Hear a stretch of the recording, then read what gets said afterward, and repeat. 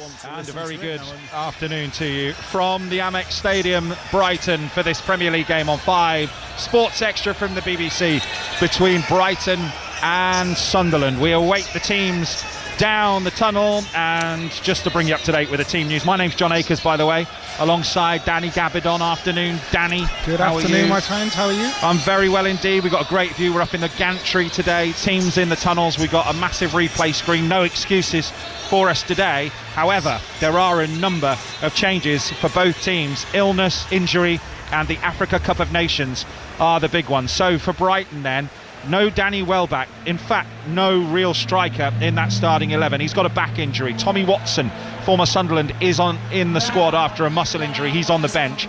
No Van Hecker. That's a big one. He's ill for Sunderland, for Brighton rather. And no Lewis Dunk either. He got picked up his 5th yellow in the last game.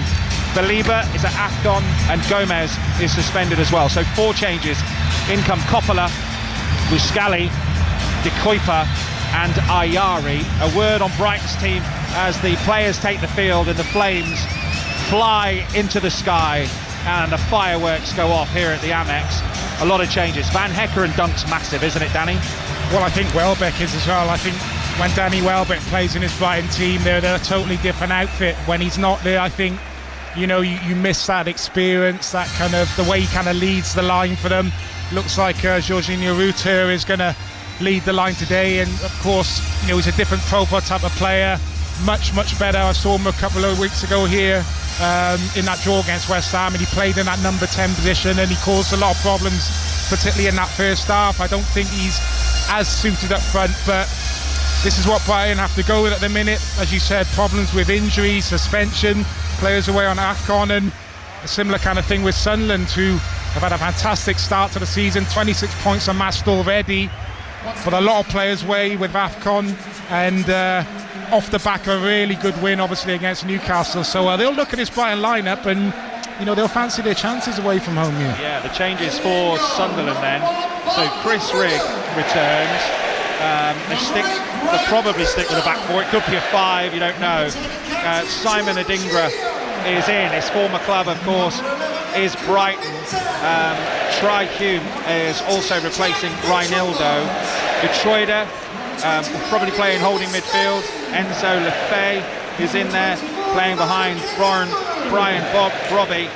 And then we've got Sirkin and Kjelder in the squad for the first time this season. Habib Diarra is on the bench as well. AFCON with Senegal next for him, their record signing. So he's been out for 12 matches with a groin injury. He does return to the bench, but not fit enough to start this afternoon.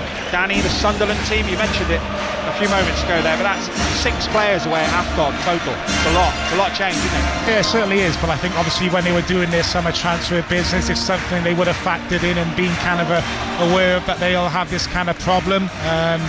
You know, they've got a decent squad of players, and I just feel, you know, amassing those 26 points really early is going to be really important for them, because with those players kind of being away and the run of games over Christmas, the games coming kind of thick and fast, it just allows them a bit of breathing space to maybe have a few bad results and still be in a really good position. So the work that Sunderland have done up until this point, fantastic, and it's just about kind of getting through this next month really, and not doing too much damage to the confidence, but been really impressed with them so far this season. A lot of people were tipping them to be at the bottom of the table, and, you know, possibilities of being relegated, but they have proved everybody wrong so far, and be looking to do the same thing again today. They certainly have, and they've gone into the huddle.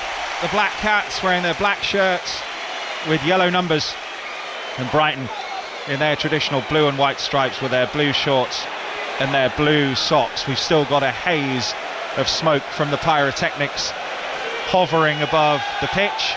Almost 32,000 inside. Plenty of blue Santa hats in the home support. They're on sale in the club shop for £4, and there are plenty of Santa outfits and red and white Santa hats amongst the Sunderland support, who were in great voice earlier on in Brighton itself. They started early, singing songs, most of them about Nick Voltemada. In fact, Danny's still got the Voltemada song stuck in his head. from outside, but singing songs as if he's their hero after the own goal in the Weir Tyne derby, the winner last week. Got a couple today though, didn't he? Made up for it. We're underway at the Amex Stadium on 5 Sports Extra. It's Brighton versus Sunderland, and the ball's out of play, and that's not a good start for Dan Ballard, who just knocked the ball straight out.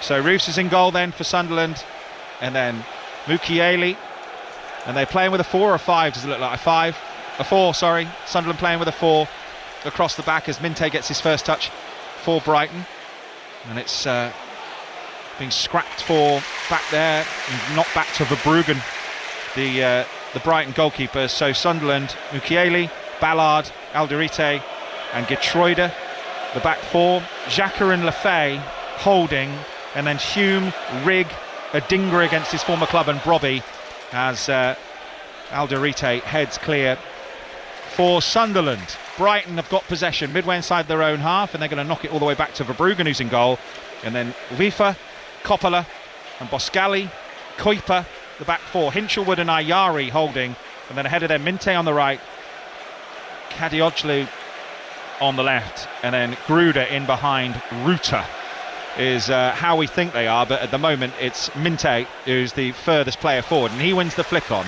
and it's brought down well by Gruder, the German, down the right hand side. Shoulder charge goes in, still in play at the byline, and now out for a corner, I think, for Brighton on the right, the first of the game. Yeah, really good persistence shown by Gruder there. Just losing to use his body strength here, Alderete, and he's trying to get the foul, which it wasn't. Gruder was just strangling him. He's trying to almost shield the ball out of play, doesn't do a good job of it. Gruder gets the other side of him, almost stumbles and loses possession of the ball, manages to keep the ball in play and just force a corner here for his team. Really good persistence shown. Earlier it was Newcastle 2, Chelsea 2. Newcastle were 2-0 up with 2 from Voltemada, and the referee just sorting out some pushing and shoving before this corner in the penalty area. It's going to be taken left-footed, plenty forward here for Brighton and Hove Albion. It's going to be taken by De Kuiper, left-footed. 6 blue and white shirts in there. In it comes, swung to the back post, header in on goal. Good save by Roos. Still not clear from Sunderland, just from under his own crossbar, and the referee says that went out, and I think it's going to be a goal kick for Sunderland, but a chance right at the start of this first half. Yeah, and a decent set piece. One for sure that's been worked off the training ground. I'm just looking before that ball was whipped in, and there's about 9 or 8 Brighton players all kind of together on the edge of that 18-yard box, and then they, just before the ball's kicked, they all spread and kind of run into different positions. It's whipped in from De Kuiper into really good area, that far post area, and it's just it might be Hinchelwood, no, maybe it was Coppola. Coppola actually coming in that centre-back position. He's just in a bit of a fight, really. Wins that header on the far post, just doesn't get the direction on the head. It's a smart save in the end. Yeah, Coppola, 21 years of age, 3 matches he's played since he joined from Hellas Verona, the Italian, and that would have been his first Brighton goal. It's a really good effort and a sharp save, as Danny said, from the goalkeeper. Miscontrol in the left back spot from Geertruida, and it's out of play for a Brighton throw-in. I just had a chat with some fans behind me, and you're not going to want to hear this, Sports Extra fans, but they said I wouldn't be surprised if it was 0-0 with all the changes, and I wouldn't expect this to be a classic.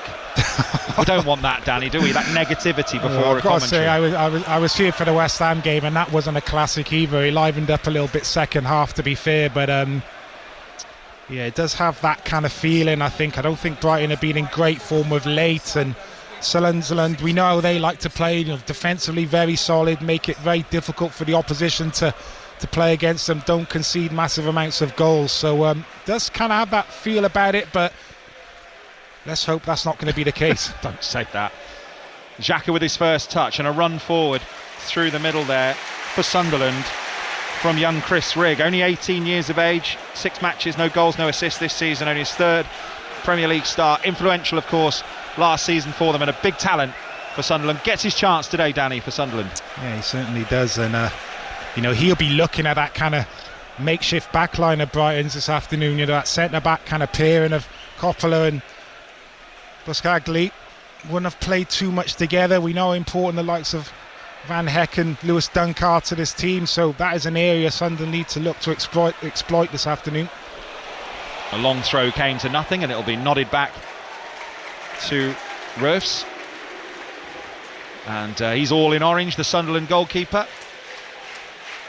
First ever Premier League meeting between these two, which surprised me for some reason. Last meeting was in the League Cup 2011, and it was Brighton 1, Sunderland 0 here. The last top flight meeting back in 1983. Sunderland with a 1-0 win at Roker Park, the last time they met in the top flight, the last league meeting.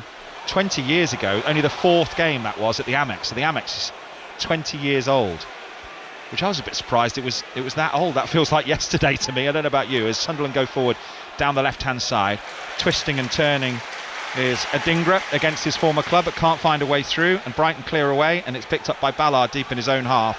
Simon Adingra gets a chance today. 9 matches this season since he signed for Brighton in the summer. Still yet to register a goal contribution. And he struggled a little, but with the players away at AFCON, he has got a chance. I was actually in a lift with him last night, Simon Adingra. I stayed at the team hotel, and he got in the lift with his blonde streak. It's pretty recognisable straight away. He was off to the team meeting, and he said, "I'm a bit late." I was going to say, hopefully he wasn't at the bar. Wasn't at the bar, I can confirm. He was in his Sunderland tracksuit, and they had a team meeting in one of the meeting rooms in the basement. I said, what floor, mate? -1, please, mate. I'm a bit late for the meeting. Okay. Fine. Long throw. In it comes. Headed up in the air at the near post by Brighton. They should clear. That looked like a foul, and it's a free kick. Yeah, it's a free kick for Brighton. And it's midway inside their own half, centre field. 0-0. And we've had 7 minutes at the Amex. I didn't really need to do that. Alderetta. Gruder's got the ball down as that ball's cleared from the free kick from that wide area. He's tried to bring the ball down with bodies around him, and didn't really need to be that forceful in the challenge. Gives the foul away. Brighton in possession in the centre circle coming forward. Manchester City lead West Ham 1-0, and Erling Haaland's got off to a fast start there in the 6th minute. Incredible. I was at the game between Palace and Manchester City last week, and him and Foden, they're finishing. It's just the difference. It was the difference.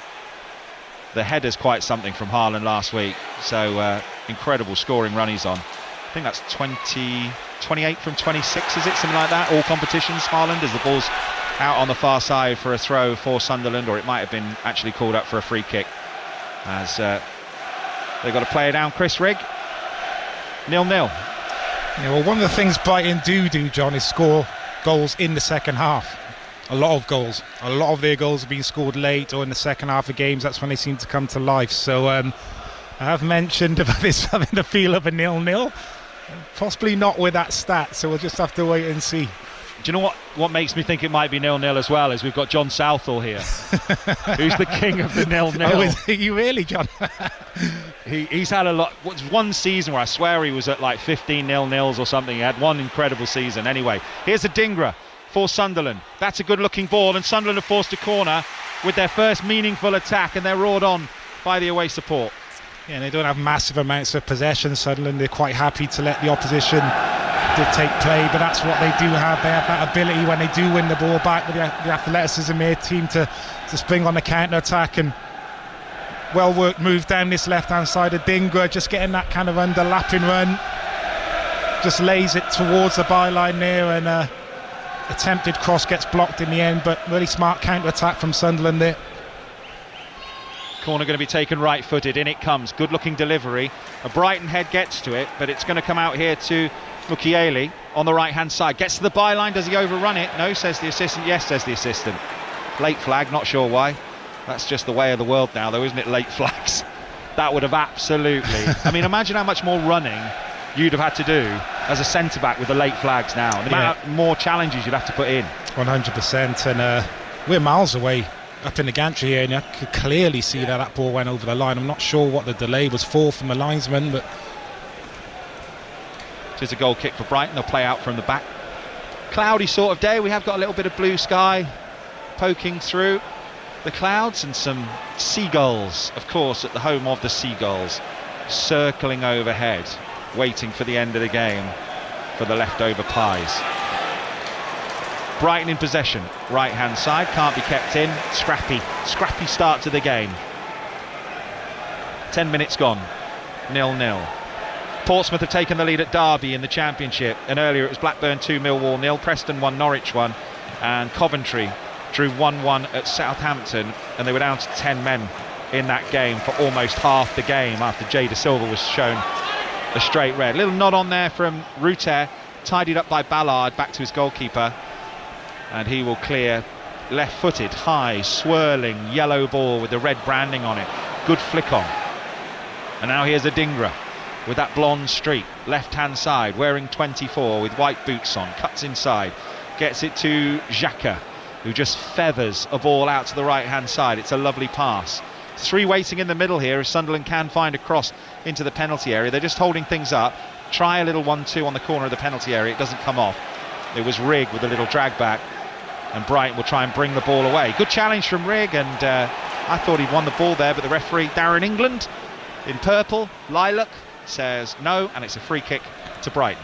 Tend to agree with you, John. I thought he won the ball. You know, it's a strong challenge. Rigg just tracking back there, and that left leg goes in. Thought, yeah, strong challenge, but wins the ball. Maybe a little bit of the stud showing, but very quick to go down there. The keeper, I think he's just bought that foul more than anything. And Brighton in possession just inside their own half. 5 Sports Extra from the BBC. Queen's Park Rangers leading 1-0 against Leicester as Sunderland do some good defensive work back there. Pass from Adingra is a bit short, so Brighton have got it back just inside the Sunderland half. Brighton 0, Sunderland 0. A dink ball forward from Brighton is a good looking pass, but they've done well back there. Mukiele and Ballard, and they should be able to play this down the line, aiming a long ball towards their striker up there, Brian Brobby from the Netherlands, who goes down in a heap and wins the free kick, and he's done his job there. Good centre forward play, and they need to persist for that, Sunderland. Don't be scared to go back to front to Brobby. He's a big, powerful guy, strong, holds the ball up, has pace to run in behind as well, and you know, why not test that new centre-back partnership as much as possible. Does well holding the ball up there, draws the foul of Coppola. He gets a proper kick from Coppola actually in that replay, and his calf muscles, Brobby, he's right up there with Jack. He's right up there with Jack Grealish. Impressive, isn't he? Yeah, you're definitely wearing your socks down when you've got calves like that. Yeah, you just want to show them off. That is the way these days, isn't it? Socks down.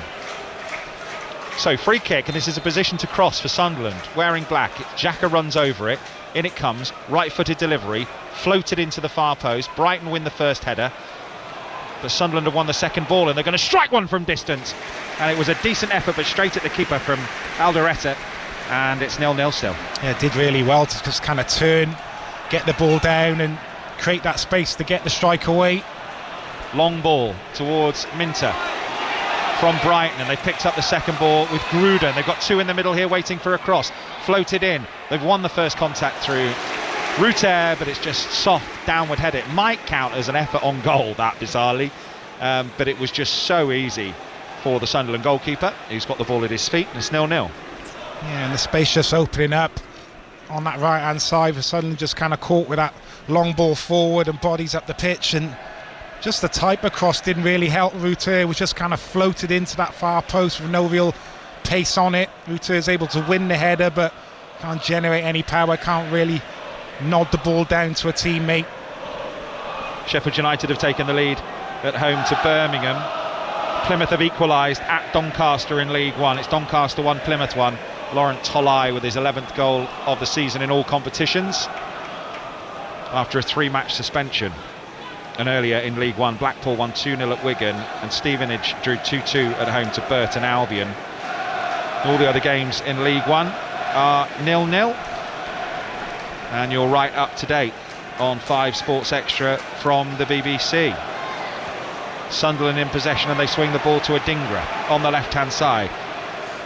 Just taps it with the outside of his right foot down the line. Little push in the back there, but he's tried to hold his feet there, and ball's out of play, and I think he probably should have gone down under that push. Hume, but he didn't. Well, he did go down, but he didn't go down in the correct way, did he? He was almost like wanted the foul, but he didn't sell it enough. You know, when you're running at that kind of pace onto the ball, it doesn't take much. Yeah, it doesn't take much. A little nudge in the back for you to go over. He does go down, but he almost tries to get up and get after the ball again, and then kind of asks for the foul later. So you've got to sell it, haven't you? If you didn't sell it enough. No. Too honest, as we hear too often. And until those free kicks start getting given when that's a good ball, and he's onside. Nice little ball. Sunderland on the attack with Lefay. Lefay with a shot near post, saved comfortably by Verbruggen. It's a nice little turn. Probably should have crossed it from where he was, but some good play from Lefay. Yeah, lovely ball initially from Xhaka. Finds that run. Lefay just little intelligent run down the side of the 18-yard box, and he faces up. I think it's Boscagli, I should say, and just goes past him with a little kind of drop of the shoulder, but then not enough quality then on the cross into the box.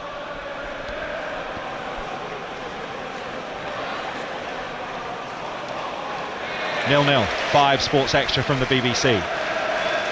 16 gone. Sunderland fans in good voice.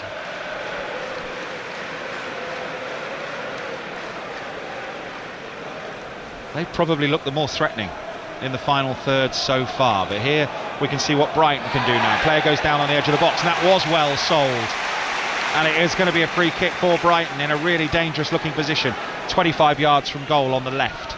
Yeah, and I think the referee gets that spot on. He gets caught the wrong side, maybe just lunging through with that left foot. Does he get a little touch on the ball? Quite possibly, but he's kind of caught the wrong side. It is a soft one. I mean, it was more of a foul at the other end, wasn't it? Yeah, the one on Hume. On Hume, but he didn't go down. Yeah. And there, Gruder's gone down very easily for the first contact. Clever. Waiting for it, isn't he? Yeah, he knows that Aldereta's the wrong side of him, so he knows if the ball comes in, he can just get his body in, feels any type of contact, he's going to go over. Dangerous position, this. You could see Granit Xhaka, who knew exactly what he'd done, throwing his arms around, complaining. It's one of those where you feel hard done by as a defender, but it must have happened to you a lot. Just any contact in the back and they go down. Yeah, that's why I never liked kind of going into those areas as a centre back. I just stayed in my position. You know, those number 10 players, the ball goes into their feet and they're so nippy and quick. You go running in there and you time it wrong, and you can be made to look rather silly. So I'd normally leave that to the midfielders. Let them have it there. Yeah. Ayari's over this then with Gruder. So we've got one right, one left over it. It's in a really good position, this. It's probably 23 yards, Danny, something like that. Yeah. To Gruder with his left foot, or Ayari with his right foot for Brighton. Up comes Gruder, low. Just put it under the wall, I think, maybe, but had no power on it whatsoever. And it was well read by the Sunderland goalkeeper. Did he mean to put it under the wall, or was that just a terrible strike? I'm not too sure. Well, either way, it could be either. But not the best free kick from Gruder there. Giving the ball away, Sunderland, but Xhaka is there to tidy things up. The Swiss 33-year-old who clears away. Brighton have possession though, 5 yards inside the Brighton half. Sorry, inside the Sunderland half. It's a nice little turn. The Sunderland have got the ball back. Xhaka felt he was pulled back. That's how you win a free kick. That's experience. Lip of the centre circle. And a yellow card for Gruder. He's got him back there straight away, Xhaka. I can't really blame Gruder there.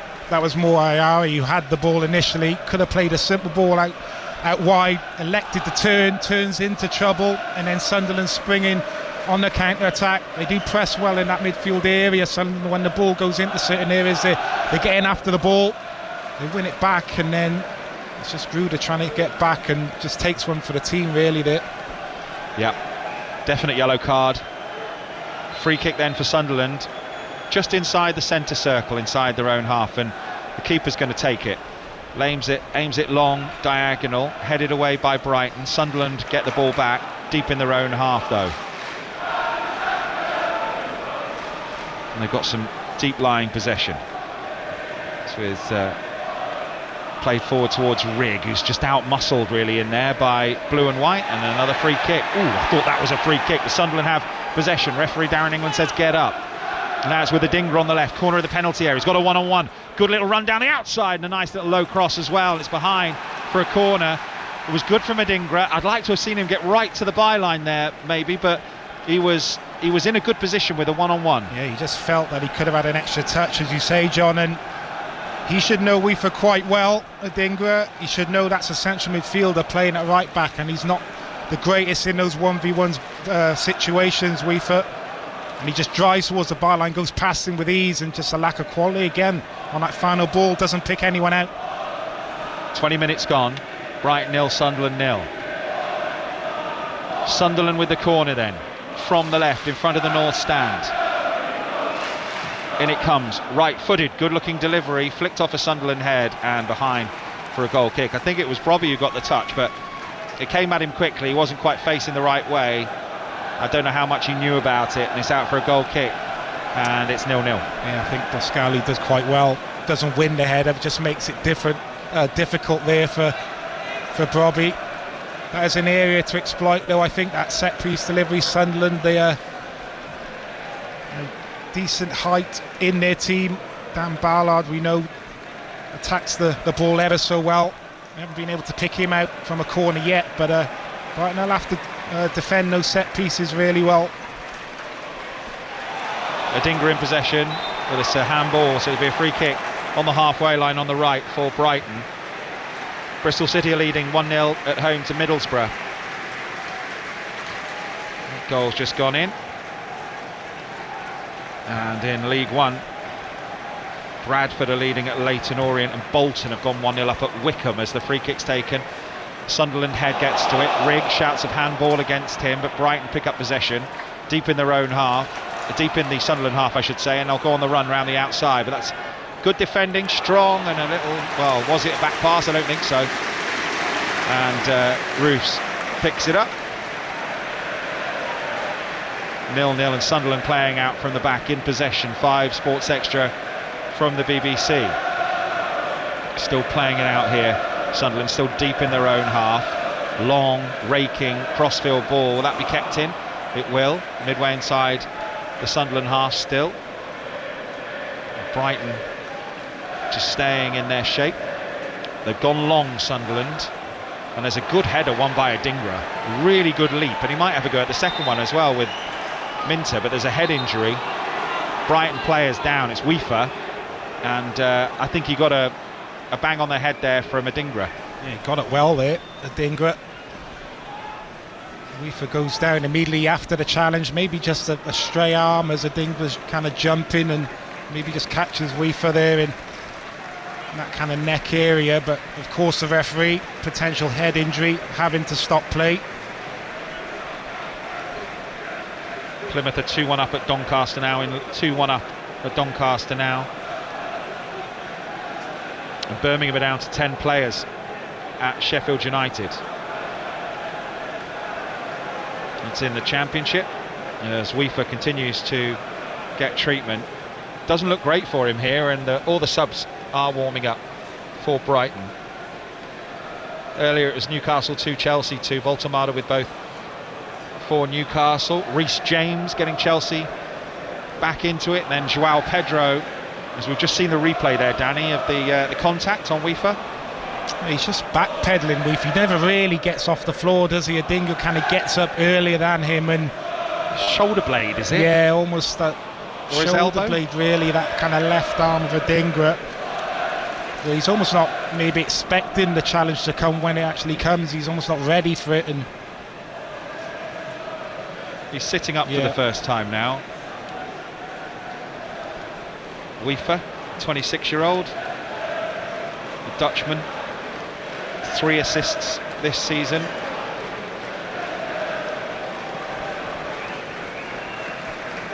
He's back on his feet, I'm pleased to say. Yeah, and they don't want any more defensive injuries today, Brighton.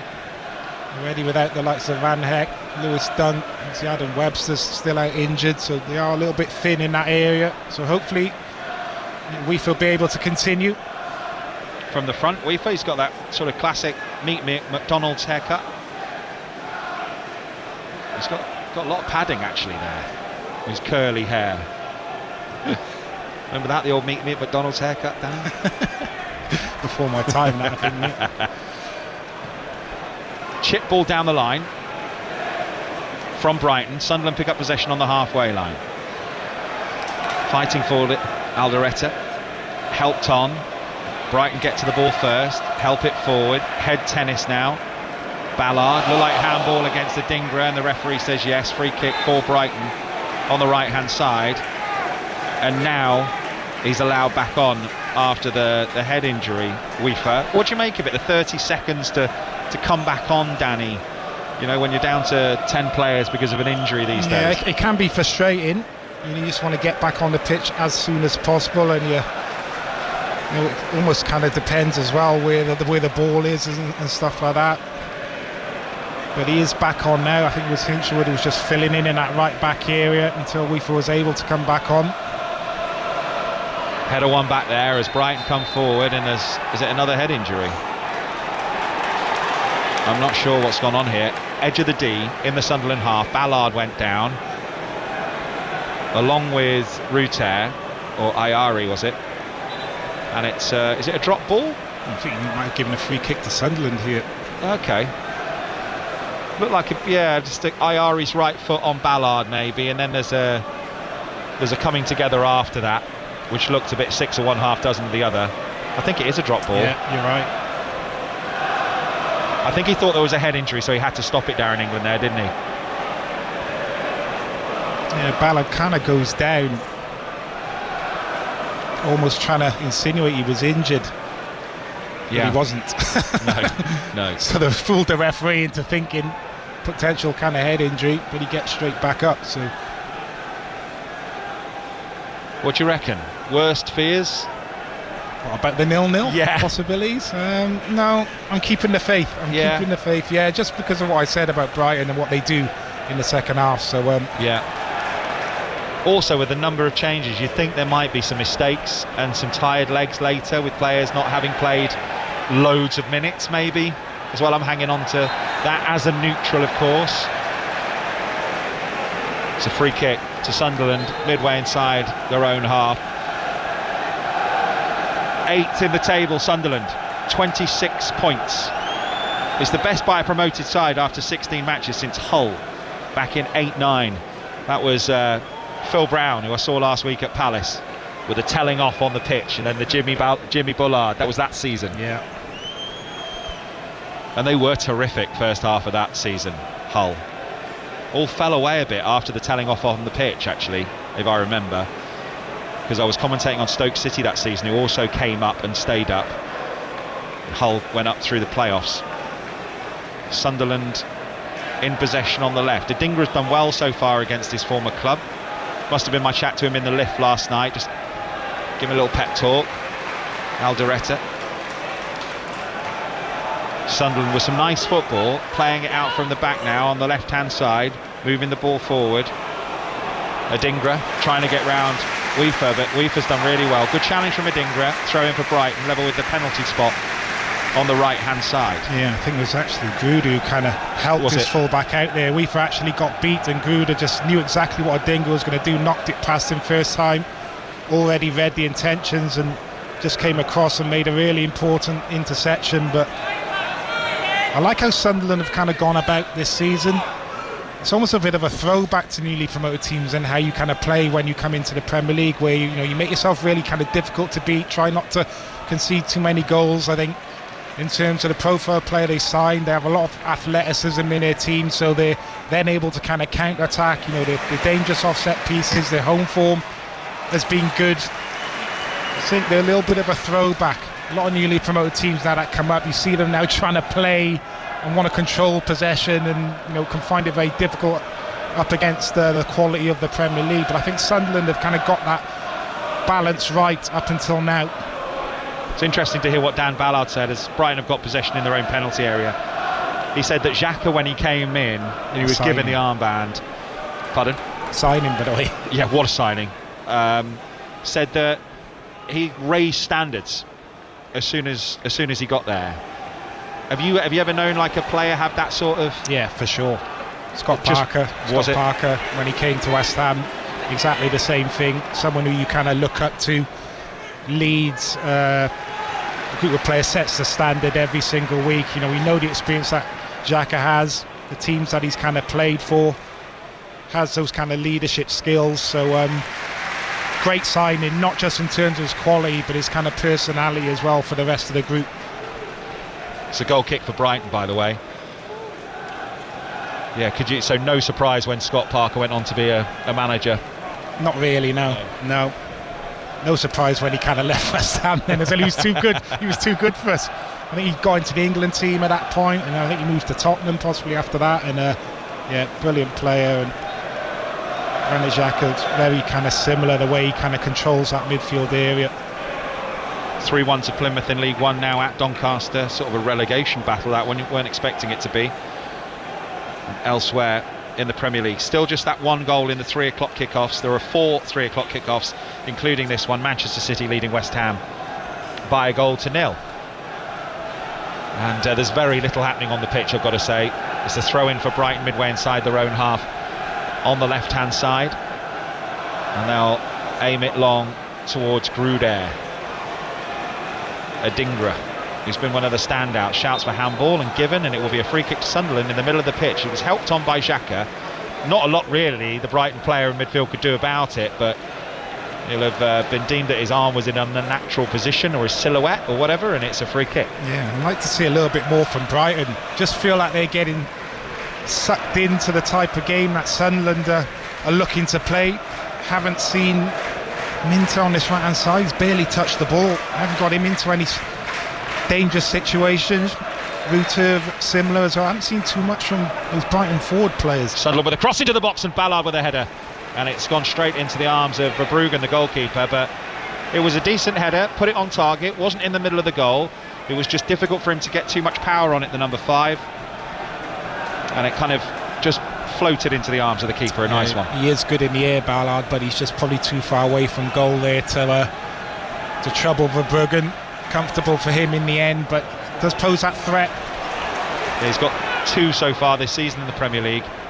As the ball shepherded out, it'll be a goal kick for Sunderland. 32 minutes gone. Brighton 0, Sunderland 0. 5 Sports Extra from the BBC. QPR 2-0 up now against Leicester. Don't know what you're getting from Leicester one week to the next, do you? And Sheffield United 2-0 up against the 10 men of Birmingham City. Portsmouth leading at Derby 1-0. Bristol City 1-0 up against Middlesbrough. The rest of the championships are 0-0, the 3 o'clocks. Mansfield have taken the lead in League One at home to Stockport County, and Huddersfield are 2-0 up at Rotherham. And you're up to date with the top 3 leagues as Colchester have gone 1-0 up against Newport, and Gillingham 1-0 up at Fleetwood, and MK Dons have taken a 3-0 lead at Harrogate Town. Oldham are 1-0 up against Tranmere. Brighton in possession in their right back position.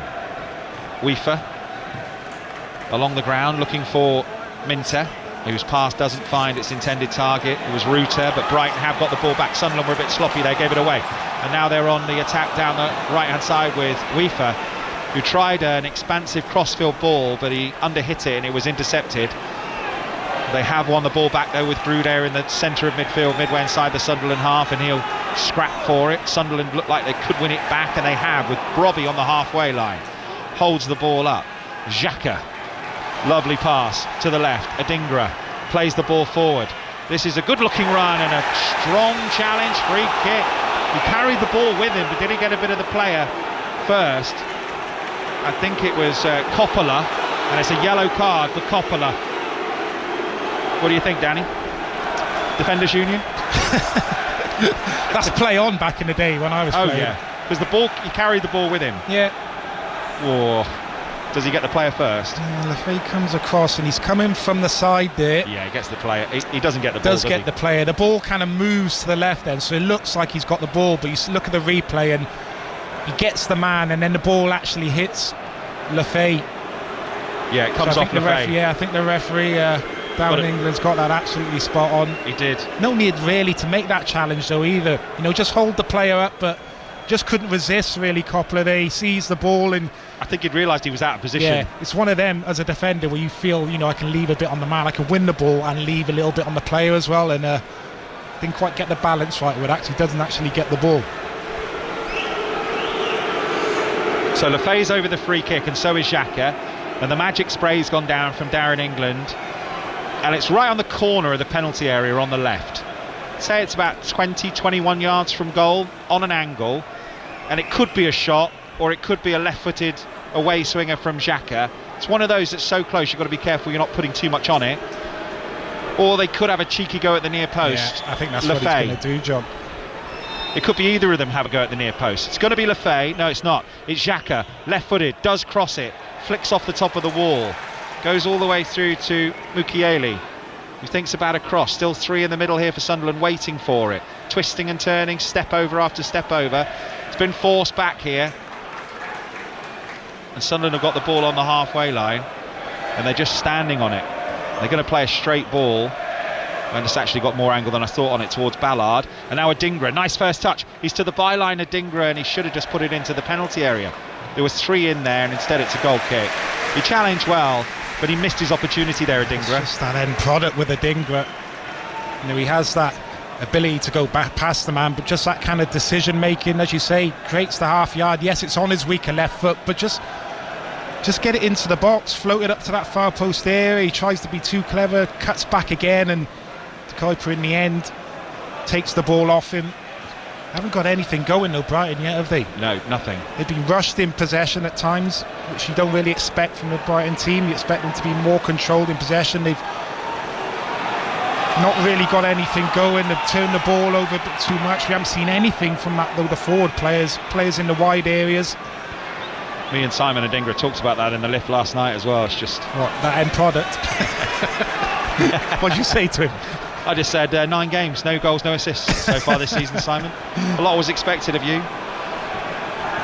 because actually his record for Brighton last 2 Premier League seasons in terms of end products is decent, assists and goals. It's strange when you go to a new club sometimes though, I guess, and you're still, you know, a young man. If you don't start well, and you've got other players who are doing well ahead of you. Yeah. But I think he's looked sharp today. It's just that. Yeah. I think it is something you see with a lot of players, forward players who are young. You know, that end product, that decision making, it's something that kind of grows and gets better with experience. The more games you kind of play. But Brighton can't get 2 passes threaded together at the moment, and Adingra is away down the left-hand side again, and he's got some help. And it's a really good low cross, and it's partially cleared, and a shot towards goal from Lefay is blocked. Lefay gets it back, but he doesn't, and Gruder just with a really good little interception. Now Brighton might counter. Ball's played forward towards Minter. He's going to try and get hold of this. He's got good pace on the right hand side. He's got 2 men around him, needs some help. Really good defending from Ballard. That is top draw. And Sunderland have won the ball back, and Minter is down injured. Yeah, don't think he is though. He'll be up in a second. Outstanding defending from Ballard, aggressive front foot. As soon as he turns away, Minter coming towards this kind of touchline, he's in on him, wins the ball, steps across with that left foot, wins the ball. And Minter, I don't know if maybe where he stepped across, maybe he's still on his foot, but didn't look like it from here. Looked like he got the ball cleanly. Holding his left ankle at the moment, Minter. Salford have taken the lead at Barnet. Ipswich are 1-0 up at home to Sheffield Wednesday. And it's Bradford 1-1 at Leyton Orient. And still in the Premier League, just that Erling Haaland goal in the 3 o'clock kickoffs. Everyone's waving at Minter to get up. Did you see enough in the replay there? Nope. Doesn't touch his ankle really. I don't know if he just maybe, I need to see it again, maybe rolled his ankle without, you know, any contact on him. But Ballard there, really aggressive. As soon as he turns away from the goal, you know, he's all over him, steps in, arm in the back a little bit, just uses that strength he has, and then steps that left foot across, wins the ball cleanly. I'm not sure if maybe Minter maybe kind of rolls his ankle, but there's certainly no contact on the ankle from Ballard there. It's clean, really good defending. I think these fans behind us, Danny, have maybe got the best view of any fans that aren't in a director's box that I've seen. Apparently this group behind me have had their ticket since the day the stadium opened over 20 years ago. You wouldn't want these moving, would you? We are right on the halfway line, bang on the halfway line, and they can even see these replay monitors as well. In fact, he said, I can only see them if you get out the way. So I said, you tap me on the shoulder, and if you can't see, and I'll happily move out the way for you so you can see. He said, I'm relying on you for the VARs. I'm relying on you. They're going to get a bit of everything behind us then, don't they? Brighton in possession, and it breaks kindly for them.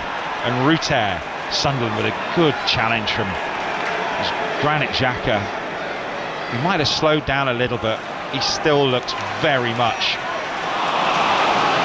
at the level, at Premier League level, after a season after his success at Leverkusen, as Adingra goes down the left. Good challenge on the right hand side from Weaver, and Brighton have got possession now. Minter, who looks okay, funny that, on the right, he's got a chance maybe to go into the penalty area. He's in the penalty area, low cross, really good, and no anticipation from a Brighton forward.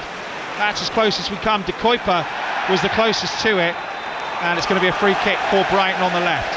It's a great cross. It's the first time we've seen Minter in that position, in and around the 18-yard box. First time he's had the ball in that area. He gets released on his right hand side, he's up against Hume, and it's a delicious cross outside of his left foot across the 6-yard box, and there's just nobody there, as you say, John. I think it's De Kuyper who makes that run, but he just gets there too late. Nobody breaking their neck to kind of get into the box. Maybe no one is expecting that cross to come in as early as it did, but it's on a plate for somebody. Best attacking move of the match for Brighton, the only attacking move of the match, really. It's the first time they've really got any possession in the penalty area of Sunderland. They've got this free kick with a chance to deliver a cross, and Manchester City are 2-0 up against West Ham. Tijani Reinders has scored with an Erling Haaland assist for all you triple captainers in FBL this week, and in it comes left-footed for Brighton, and it's going to be comfortable. He's actually done really well. It wasn't comfortable for the Sunderland keeper. He claimed it one-handed and he's bowled it out, and Adingra is all on his own, but he's got it midway inside the Brighton half on the left-hand side, and he goes towards the pitch. He's done well enough there as Adingra. It's come off a defender, and it's a corner for Sunderland out of nothing, really. Outstanding goalkeeping, that. Really positive to come and take that cross deep on that far post area, and then his first thought, can I get the team on the counter-attack? Really good throw. Adingra's on his bike and he throws the ball into that channel. He's just lacking runners, Adingra. He's up against two men. He just tries to dart inside both of them, and back to front, ends up winning a corner for his team. Corner then for Sunderland on the left hand side. 0-0, 5 Sports Extra, 3 minutes plus added time to half time. He's got his right arm in the air here, Lefay, getting ready to deliver into the penalty area. 6 Sunderland players in there, and it comes, headed away by Brighton. Did beat the first man but not the second, and there's a mix up there between Lefay and Rigg, and Brighton will clear, but Lefay does excellently to just snake out a right boot and stop a Brighton breakaway, and then has got possession to chip it forward towards Brobby. And now a back pass, and it's Ballard who steals in, and now maybe the danger's not gone, and it's cleared away by Brighton in the end. And Ballard, that's probably the best chance we've had, and it's a good save by Verbruggen in the end, who had to come out of his goal, but we almost saw a mistake lead to the first. Yeah, it would have been an assist from young Hinshelwood. Picks the ball up in that midfield area. He's looking to play the ball back towards his centre-back, gets it all wrong. Ballard just nicks in, gets there before the goalkeeper, Verbruggen. He's trying to just poke it past him. Verbruggen does a good job of just making himself big there, closing the space, and he's not able to poke the ball past him. Hinshelwood just immediately apologising to his teammates there. Alex Robertson scored an own goal, and Lincoln lead Cardiff by 1-0. Sorry to bring you that news, Danny. And it's Oldham 1, Tranmere 1, Wickham 2, Bolton 1. They were 1-0 down there, and Brobby trying to get on the end of this. Verbruggen's come out, he's made a mess of it. It's Brobby still, and he strikes it, and Verbruggen manages to get back into place, and then an effort on goal from the edge of the area from Rigg is adventurous, but they've still got possession here, Sunderland, and that was a really good opportunity for Brobby. There was no keeper there for a bit, but Verbruggen got back well. Sunderland is still in possession around the edge of the Brighton box. They have looked the bigger threat in the game so far. We'll wait to see how many minutes we've got of added time at the end of the first half. It will be a good few. Ball chipped in. Brobby, free header. And there's a chance for Rigg, and his shot is blocked, and it's through to Verbruggen. Maybe Sunderland should have done better with one of those 2 chances. Yeah, 2 decent half chances, and you can just sense the anxiety in the Amex. These Brighton fans not happy with what they're seeing from their team initially. It's a ball in behind. Brobby gets in behind, and Verbruggen just hesitates. He's not sure if he's going to get to the ball first. That allows Brobby to get there first, but he's kind of drawn into a wide area. He takes a strike on from a tight angle, which I think eventually gets blocked by, I think it's Koppel, who gets back and makes the block. And then another ball back into the box. It's nodded back across goal from Bobby, and I think it's Lefebvre or Riggs, who has the shot, which gets blocked again. 3 minutes added time, as you just heard. 0-0 between Brighton and Sunderland. Mansfield 1, Stockport 1 is the latest score in League One. So an equaliser for Stockport. And it's Oldham 1, Tranmere 1 now. So Tranmere have equalised, and Ballard clears away for Sunderland. It's got snow on it, that one. Into the stand, bounces a couple of times. There's quite a lot of empty blue seats on that far side. I think people have just gone for their half-time refreshments really early, and I'm not surprised.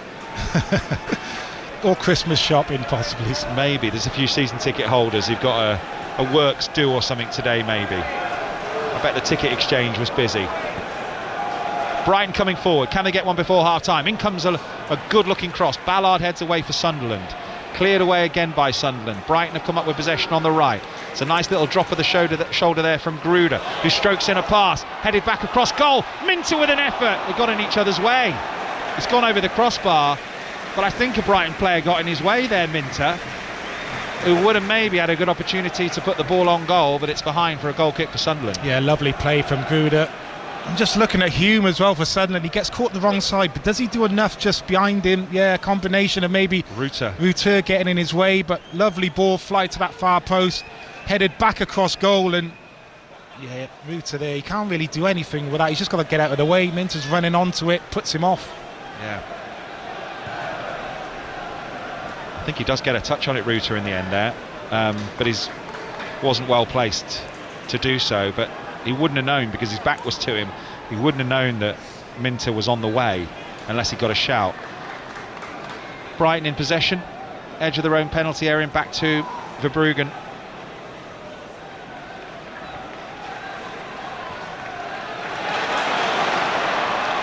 Brighton in the centre circle. Foul taken quickly. Weaver, it's got Minter on the outside of him. Weaver still going towards the edge of the penalty area, urged to shoot, good looking run, shot goes in, blocked by Sunderland. Maybe could have had a go there, or use Minter. I thought he was in a good position in the end to shoot. And here's Gruder, right hand side, the number 8, goes past a challenge and then maybe takes one too many, and could have crossed it, and then fouls his man, and it's going to be a Sunderland free kick, and that'll be about it. Just needs to be careful with that as well, pulling people back. He's already been booked for doing that. Gruder looks like the one who can make something happen for Brighton when they can get him on the ball. Better urgency shown from Brighton there as well. You know, he gets the foul, Gruder, in that midfield area. They take the free kick quickly. Weaver's free on this right hand side, probably has too many touches coming inside and tries to set Ruter up. He doesn't get enough on the shot. Half time. I mean, a couple of boos, a bit of golf applause. Yeah, difficult to pick the bones out of that one. Brighton 0, Sunderland 0, half time. Danny, thoughts? Not many efforts at goal. I suppose Sunderland were the more busy, weren't they, in the Brighton final third? Well, it hasn't been a classic, has it? I think Sunderland will be the happier of the two teams. I think they've played with the required intensity and kind of tempo. Probably a little bit, final third will have wanted to see a little bit more with the potential kind of counter-attacks that they've had. The Dingra in particular has got into 2 or 3 good positions. It's just been that kind of end product. Brighton just haven't really been able to kind of get anything going. You're looking at, I know there's changes to the team and injury suspensions, and maybe that's affected the flow of Brighton. I'm not so sure, but it was a similar thing when I was here for the West Ham game, particularly in that first half. They just played at a really low tempo. It looked a bit lethargic. Their patterns of play, they were giving the ball away a lot, and similar again in that first half. So that will suit Sunderland more. They're quite happy to come and kind of disrupt the game and look to play on the counter-attack and nick a goal. So it's up to Brighton to raise their level second half. I don't think Fabian Herzl will be at all pleased with what he's seen in that first half. He'll expect a lot more from his team. So important team talk for him at half-time, and not too much really off the bench either with the problems that they have. So this starting 11 are going to have to improve second half and try and get the job done. But But for me, Sunderland will be happy with the two teams and look the more likely to get a goal. We will join Five Live's half-time coverage before we come back for live second half commentary, hoping it's not going to be 0-0 from a neutral perspective. Half-time Brighton 0, Sunderland 0. And that is that. Half-time 0-0. OK, well, never mind. We always have Sahel Sahi at Bournemouth-Burnley. Half-time mark, Bournemouth 0, Burnley 0. It's all gone one way, though, and that's in the direction of the Burnley penalty area. Semenyo, he's been the chief creative threat. He provided Brooks with two decent chances and then set up Cliver for a 20-yard shot. Semenyo then jinked in from the left-hand side himself to creep into the penalty area and shoot inches wide. I've done my best there. Burnley, they've not offered any genuine threat going forward. Half-time, Bournemouth 0, Burnley 0. There are three more Premier League games today. Tottenham-Liverpool at 5:30, and then Everton-Arsenal and Leeds-Palace are both 8 o'clock kickoffs. But as things stand, Match of the Day at 10:20 on BBC One with Kelly will probably just be playing Newcastle-Chelsea on a loop.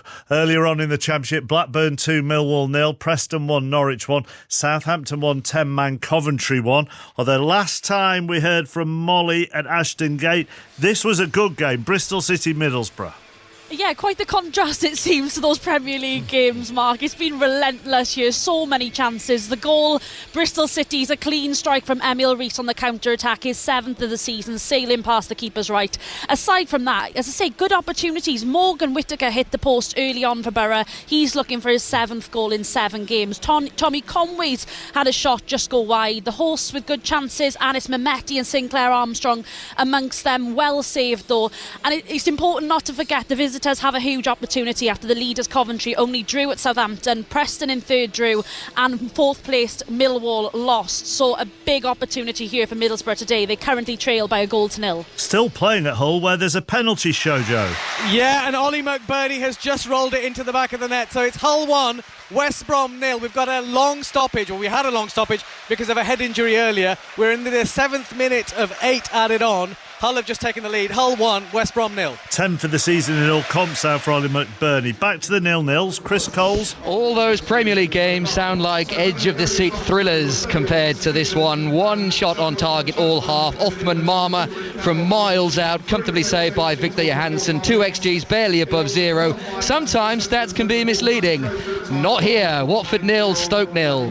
No shortage of joy at Loftus Road. Half-time whistle has gone. Jacob Culshaw. Goodness gracious me, Mark. QPR 4, Leicester City 0. Leicester all over the place, but take nothing away from Rangers. They have been brilliant. Seitu converting at the back post inside 2 minutes before Richard Kone bundled home, and then Dembele made it 3. And that third saw Leicester striker Jordan Ayew having to lead a team huddle. The Leicester away into my right-hand side is empty before the half-time whistle. A long way back from there, and then just before the stroke of half-time, Amadou Mbenge sneaked one in at the near post with his cross. Set the break. Wow, QPR 4, Leicester 0. Bottom side are losing again. Mark Webber.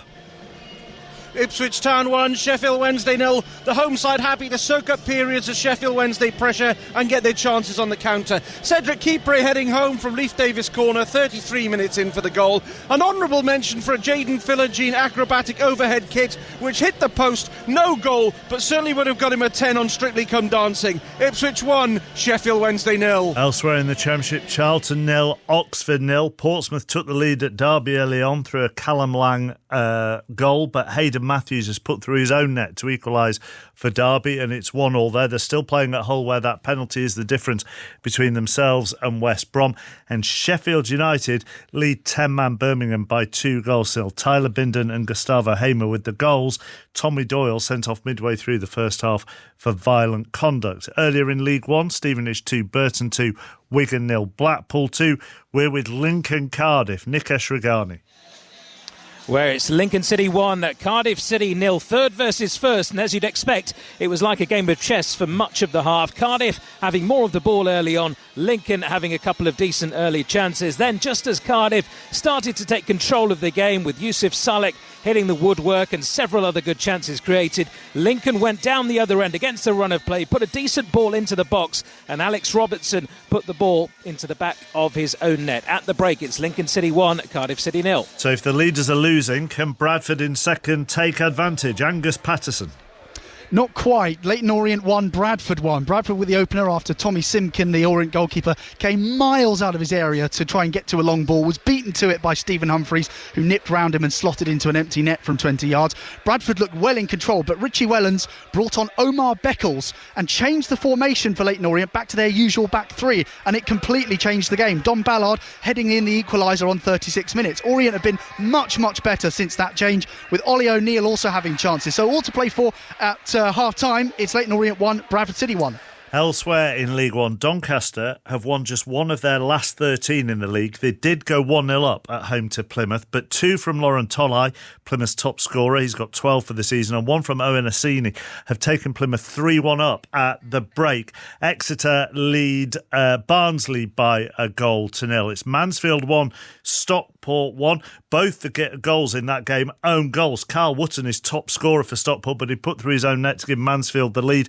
Ryan Sweeney then put through his own net to give Stockport the equaliser. Goalless between Port Vale and Peterborough. It's Rotherham 0, Huddersfield 3. Huddersfield's third coming from Leo Castledine. That's 9 for the season for him. And Wickham have come from a goal down to lead Bolton 2-1 at the break. Earlier in League 2, Bromley 2, Grimsby 0. Notts County in second, and the leaders Walsall drew 0-0. We are at Swindon Crawley, and that is Ben Mundy. Mark, you should have done this one with those Premier League games. It's 0-0 at the break. The hosts kicked off knowing a win by 2 would put them top, but they've limped through that first 45, restricted to long-distance efforts by Crawley. And the visitors have been the better, to be honest, as they look for a first win in 6. Josh Flint had a grass cutter saved well. Ryan Lofts, close-range header blocked late on. They should lead. They don't. Christmas cracker this is not. Swindon 0, Crawley 0. So elsewhere in League 2, Barnet 0, Salford 2. They're in the playoffs of Salford, though they have lost 4 of their last 6 away from home, but they lead at the break. Colchester 2, bottom of the table, Newport 0. Kyrie Slisby with his 8th of the season, and Samson Tavid with the goals for Danny Cowley's men. Fleetwood 0, Gillingham 1. Bradley Dax 6 of the season for the away side there. Harrogate 0, MK Dons 3. They're just outside the bottom 2 at Harrogate, but they've had a miserable first half there. Aaron Collins with 2 and Alex Gilby's 7th of the season for Paul Warne's side. Oldham 1, Tranmere 1. Michael Mellon's 8th of the season put the home side ahead. Charlie Whittaker's 9th of the season equalising for the visitors, and it's Shrewsbury 0, Chesterfield 0. Back in the Championship, the half-time whistle has finally gone at Hull. Shojo Saka. Yes, at the break, Hull 1, West Brom 0. Hull ahead against the run of play through that Ollie McBurney penalty given for handball by Nat Phillips from a corner. West Brom should have been ahead, really. Isaac Price missed a sitter from 5 yards out. Carlan Grant's also gone close, but half-time, Hull 1, West Brom 0. In the National League, there were 2 games at lunchtime. There are none at 3 o'clock. Then there are 3 this evening. But at lunchtime, Boston 0, Aldershot 2 and Woking 1. Scunthorpe 2 into Scotland, where the story is very similar to the Premier League. One game has got goals in it, and that's at Tannadice. Dundee United took the lead through Lucas Stevenson. Martin Boyle equalised for Hibs. Dundee United won, Hibs won.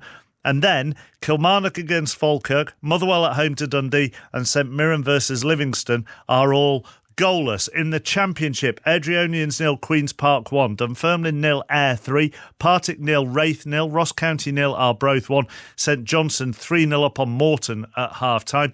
In League 1, East Fife 0, Peterhead 1, Hamilton 1, Alloa 0, Kelty Hearts 2, Cove Rangers 1, goalless between Queen of the South and Montrose, and Stenhousemuir and Inverness. In League 2, Clyde 0, Stirling 1, East Kilbride 1, Annan 2, Forfar 1, Edinburgh City 1, Spartans 0, Elgin 0, and Stranraer lead Dumbarton by a goal to 0. Premiership Rugby at half-time, Northampton 26, Sale 7, and Saracens 12, Exeter 13. Second round is underway at the World Darts. James Gregg. Yeah, on the hockey at the moment, marking the last of this first match of 64 ties from this afternoon is Dave Chisnell, the man who beat Fallon Sherrick in round 1. He's against the German thrower Ricardo Petresco, who's a set to the good at the moment in a pretty low-scoring match, actually. Winners from the afternoon and booking their spots back after Christmas and 35 grand in prize money are Ryan Searle, Andreas Harrison, the big-bearded Swedish veteran, and James Hurrell, the man from Banbury. We've got Bunting, Doby and Michael Smith, the big names this evening in action from 7 o'clock at the Palace. You know, it's one of those afternoons if even the darts is low scoring. Australia need 4 wickets to win the Ashes. If somehow you missed what happened overnight, England 207 for 6. It means they need 228 runs to keep the series alive. Australia take those 4 wickets. They go 3-0 up in the series with just 2 to play. Exactly 4 o'clock. The BBC News is with Alison Hughes. The voice of the UK. This is BBC Radio 5 Live. Some victims of the late sex offender and financier Jeffrey Epstein are asking the Trump administration for the immediate release of all files related to the case. It's after many of the documents made public last night were heavily redacted. The US Justice Department says it has to protect victims and ongoing investigations. President Zelensky says the United States is proposing a rare face-to-face meeting between Ukrainian and Russian teams in Miami as officials gather there for another round of US-led talks. Mr. Zelensky says European delegates could also be present. Migrants are thought to have arrived in the UK today in small boats. Groups have been brought into Dover by the Border Force after a series of overnight channel crossings. More details are expected from the Home Office tomorrow. And illegal drugs worth nearly £14 million have been seized by Police Scotland in the past 10 days. 15 people have been arrested and charged following a series of raids. 5 Live Sports. The Test Match Special Podcast. This is going to be the focus of some pretty serious hard-nosed cricket over the next few days. He drives into the offside. This will be his 100. Well played, Joe Root. England's finest. Runs! 2. Oh, he's going to get back again. Jeez, whoosh. Sorry. Settle down, Tuffers. Sorry, mate. Oh, I'm living every ball of this. Listen to the TMS podcast every day of the Ashes with BBC Sounds. This is 5 Live Sports with Mark Chapman. Listen on BBC Sounds. So just to confirm then, the Premier League scores at the break. It is Bournemouth 0, Burnley 0, Brighton 0, Sunderland 0, Wolves 0, Brentford 0. I know John Hunt has already turned over to listen to Lisa Tarbuck, but what he ought to have known is that the last time Ian Dennis was doing a 3 o'clock Saturday at the Etihad, City were 2-0 up on Leeds at the break, and it was a very different second half, wasn't it? It was. Were you not paying attention in the first 45 minutes? Sorry, what? Because we'd already mentioned that towards the end of the first half. Oh God, I'd properly lost interest by then. Well, had you switched over to listen to Lisa Tarbuck too? Yeah, I'm going back to her now. Well, just as long as you're back for 5, we don't mind for Sports Report because we're back underway.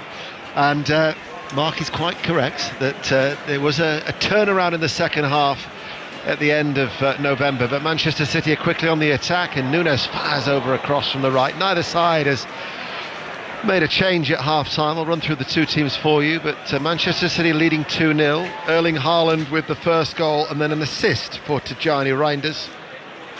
And this is how they line up with Donnarumma in goal. Nunes, Diaz, Gvardiol and O'Reilly.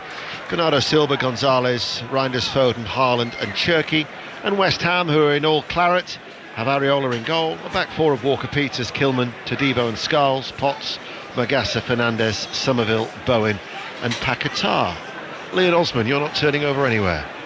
No, absolutely not. I am hoping for an exciting second half, but I think that involves West Ham coming out and giving a Leeds United kind of performance, because if not, then Manchester City, will probably and have the right to just cruise through this second half, because West Ham haven't shown an awful lot with regards to desire to go and really hurt City, to expose themselves, to leave themselves open for City to have a go at them by trying to get back in the game. So it could end up being pretty average and ordinary second half, but I'm hoping it's not. The difference being is that on that day Daniel Farke had made a change. He brought on Calvert-Lewin. They went a little bit more direct, but West Ham have kept with the same system. There's no change of personnel.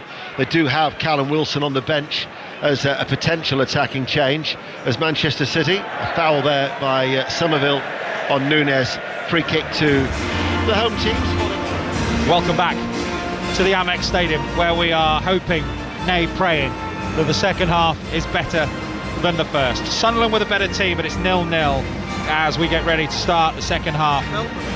between Brighton and Sunderland. John Akers, your commentator, alongside the former West Ham and Wales defender Danny Gabidon.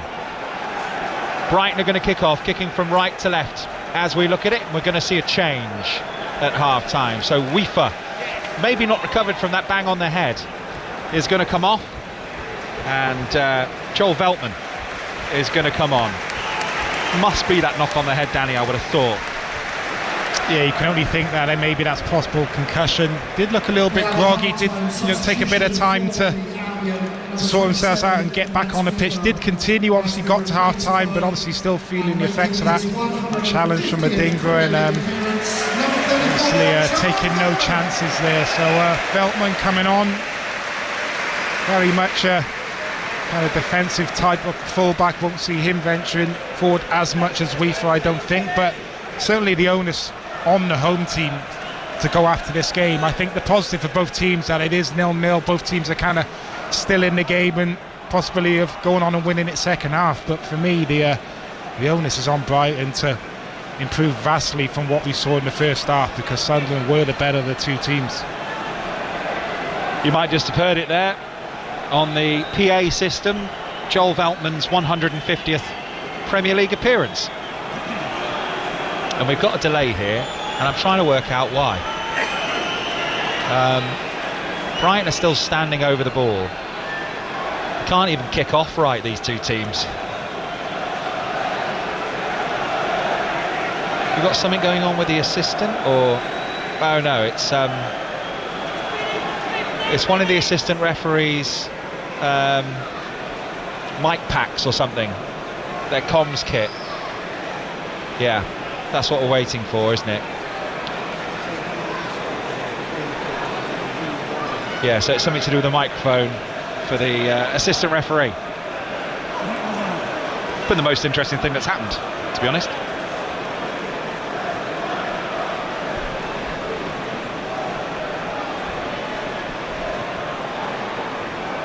I think they even wear the, the sports bras with the trackers in them. I didn't know the assistants wore them as well. The officials wear them as well. He had one on, didn't he? Oh, really? You see that? All their the GPS kind of vest, all their running stats get logged. Here he comes. Biggest cheer of the game so far. To be fair, he moves better than a lot of the players we've seen in the first half. He's a unit, that linesman. He looks in good shape, doesn't he? Massive. I presume this is a replace. He's a replacement, is he? I think he is. I don't know.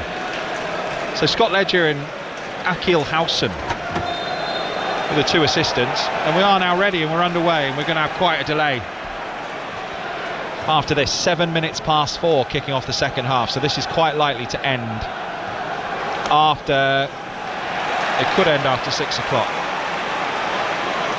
So wait and see how, after 5 o'clock I should say. Sorry to panic you there, Danny. After 5 o'clock. Ball's out of play for a Sunderland throw on the right-hand side. Put out of play by Brighton. Another throw on the right for Sunderland. On the blue Astro. Mukiele gets ready to take a long throw, wearing the number 20 in yellow. They're all in black, the Black Cats. I like the eyes, the cat eyes on the back of the shirts. As in comes the long throw. Oh, and it is deep, and it takes a flick off a Sunderland head, and Adingra picks it up. And now Lefay puts in a left foot cross. Good delivery! Save, hit the crossbar. What a save that is from Verbruggen. I think he thought he'd scored here. It's the closest we've come. Sunderland have hit the crossbar right at the start of the second half. Yeah, fantastic reactions, save from Verbruggen. Aldereta initially making himself a nuisance from the long throw that came in. Ball gets recycled on that far side. Lefay hangs it up into that central area. Great header from Aldereta. Point blank save from Verbruggen. Corner comes in, near post. Ooh, it was off a Brighton head, but he headed it back into the danger zone, and Sunderland have picked the ball up by the corner flag on the right. They let it go out, and there'll be another long throw here, and they'll fancy this again. Mukiele. It was a real sharp one from Verbruggen. He wouldn't have known a lot about it, just reaction. It's a reaction save, isn't it? Yeah, straight at him, but he has to react so quickly. As you say, I think comes off the bar after the save as well. Brilliant bit of goalkeeping, and Mukiele again, he throws the ball a long way. In it comes again, and it is a long, flat, Rory Delap-esque throw. takes a flick again, and it has caused problems. Picked up by Sunderland on the left. A low cross, deflected. Brighton will try and break, and they could well here. Brighton, they've got a 2-on-2 situation, and they're running through the middle here with Gruder. Gruder waits for some support. He's got some, and a shot from distance, and now Minter in the penalty area, trying to go towards the byline. Puts in a cross, comes off an arm of a Sunderland player, but he was came off his own foot and onto his hand. He's not going to get that. The referee shakes it off straight away, and Brighton back in possession, 0-0. First time we've seen Brighton kind of transition and counter-attack, really, and the minute Gruder wants to kind of cut back on that left foot, it just kind of slowed the attack down. Probably plays the wrong ball. He's got Minter making a run, doesn't play it to him quick enough. By the time the ball comes to Minter, his body's back. Sunderland very good with their recovery runs, get lots of bodies back, and that attack comes to nothing. Brighton have got the ball on the right. They've got a chance to cross here. 3 in the penalty area. They decide not to. Now they're just standing on the ball. Brighton fans behind are so frustrated. You can hear. Diagonal ball to the right. Low cross. First time chance over the bar. I think it was Ayari. First time, half volley. Good position. Couldn't keep it down. Goal kick Sunderland. Yeah, great pick out from the substitute Veltman. Gets himself forward. It's a crossfield ball just outside the 18-yard spot, and he just fires it back across towards that penalty spot. First time on the volley. Ayari, it's not the easiest of chances, because as that's coming across, it's kind of bouncing, and he's running onto it, and he has to hit that first time, just leaning back, doesn't get the right connection on it. It's gone 20 feet over the bar. It's gone a long way over the crossbar. Ball is with Brighton and Verbruggen, who's made a save at the start of the second half, which could well be very, very important for his side. Sunderland have had all the best chances. Their XG is miles better at the moment. Yeah, Sunderland's XG is over 1.05, just 0.16 for Brighton. Tells a story. Lefay picks up possession on the right for Sunderland, back to Rigg. Rigg standing on the ball midway inside the Brighton half. Sunderland knock it back to Mukiele, keeping possession. Good interception, out of play, throw in. About 15 yards inside the Brighton half on the right for Sunderland. 5 clean sheets so far this season for Sunderland. In fact, the last time they were in the Premier League, they only kept 6 the whole season. And if you keep clean sheets and you come up, you've got a chance, haven't you? Yeah, that has been the basis of their success so far, being defensively solid, keeping clean sheets, and their home form has been very good as well. They've scored too many goals kind of away from home, but you can keep yourself solid, and you're difficult to beat, and you're organised, and you keep yourself in games. That's a really good formula for success. Gruder went running away there down the left, and Xhaka put his arms up as if to say, I'm not going to touch him, and as he put his arms up to say, I'm not touching him, he just caught Gruder around the head accidentally, and they just had a good cuddle as Lefay plays it to Xhaka in the penalty area. Chance here for Sunderland. They've got in each other's way again. They've still got possession in the penalty area here, Sunderland. Shot towards goal is deflected. Balloons up in the air. Rigg trying to get hold of it. Brighton partially clear. Rigg's got the ball back. Lefay with a low cross. 3 in the middle waiting for the ball. Cleared away by Brighton. Sunderland pushing and pressing here. Danny Gavidon. Yeah, that layoff there from Brobby was terrible. If he sets that off properly, the strike comes in on goal with better quality. They work it really well, Sunderland, on his right hand side. Lefay inside to Xhaka, and he just squares it across the penalty spot, and it's a really simple layoff from Brobby, and he just bobbles it out towards the edge of the 18-yard box. Lack of quality there, lack of appreciation on the pass. Getruida in possession for Sunderland. Lip of the centre circle with Ballard, and now Mukiele. And Sunderland keeping possession across their back line. They score goals in the second half. Only 5 of their goals so far this season, Sunderland, have come in the first half, so they scored 3/4 of their goals in the second half, and I think Brighton are better in the second half as well, and we are seeing that so far. As forward comes Sunderland with a shot from distance, but it's flash wide from Hume, who puts his head in his hands, and it's out for a goal kick. Yeah, he'd be disappointed not to hit the target. Trey Hume driving through the heart of that Brighton midfield, and he gets to the edge of the 18-yard box, has time to take the strike on, not able to hit the target. Just looking at that save from Verbruggen again. I think he was offside, Alderete. Well, I think Ballard was, but he doesn't head it. Maybe Ballard gets up, he's kind of in an offside position, but the cross comes in and it actually doesn't go to Ballard. It's Alderete who gets up and gets some power on that header, doesn't he? Standing save up onto the crossbar and over. 0-0. This game needs Matoma, John. I can't wait. Please get Matoma on. Just trying to see if he is warming up, isn't he? His green bib just down in front of his orange boots on. Kaoru Matoma. I'd have thought they'll have said he'll either get hot. He's either good for half an hour or 20 minutes. That's usually what they say, isn't it? So be interesting to see. We're 53 minutes into the game now. If it stays like this, you'd have thought either on an hour or with 20 to go he'll come on. Brighton in possession with Hinchelwood 12 yards out unmarked, couldn't keep it down over the bar. Trey Hume now on the halfway line with Coppola. And John doing the reports into 5 Live said it's finally picked up this game, and it definitely has. Brighton on the attack, coming forward. That's a good ball. Chance here for Brighton over the crossbar.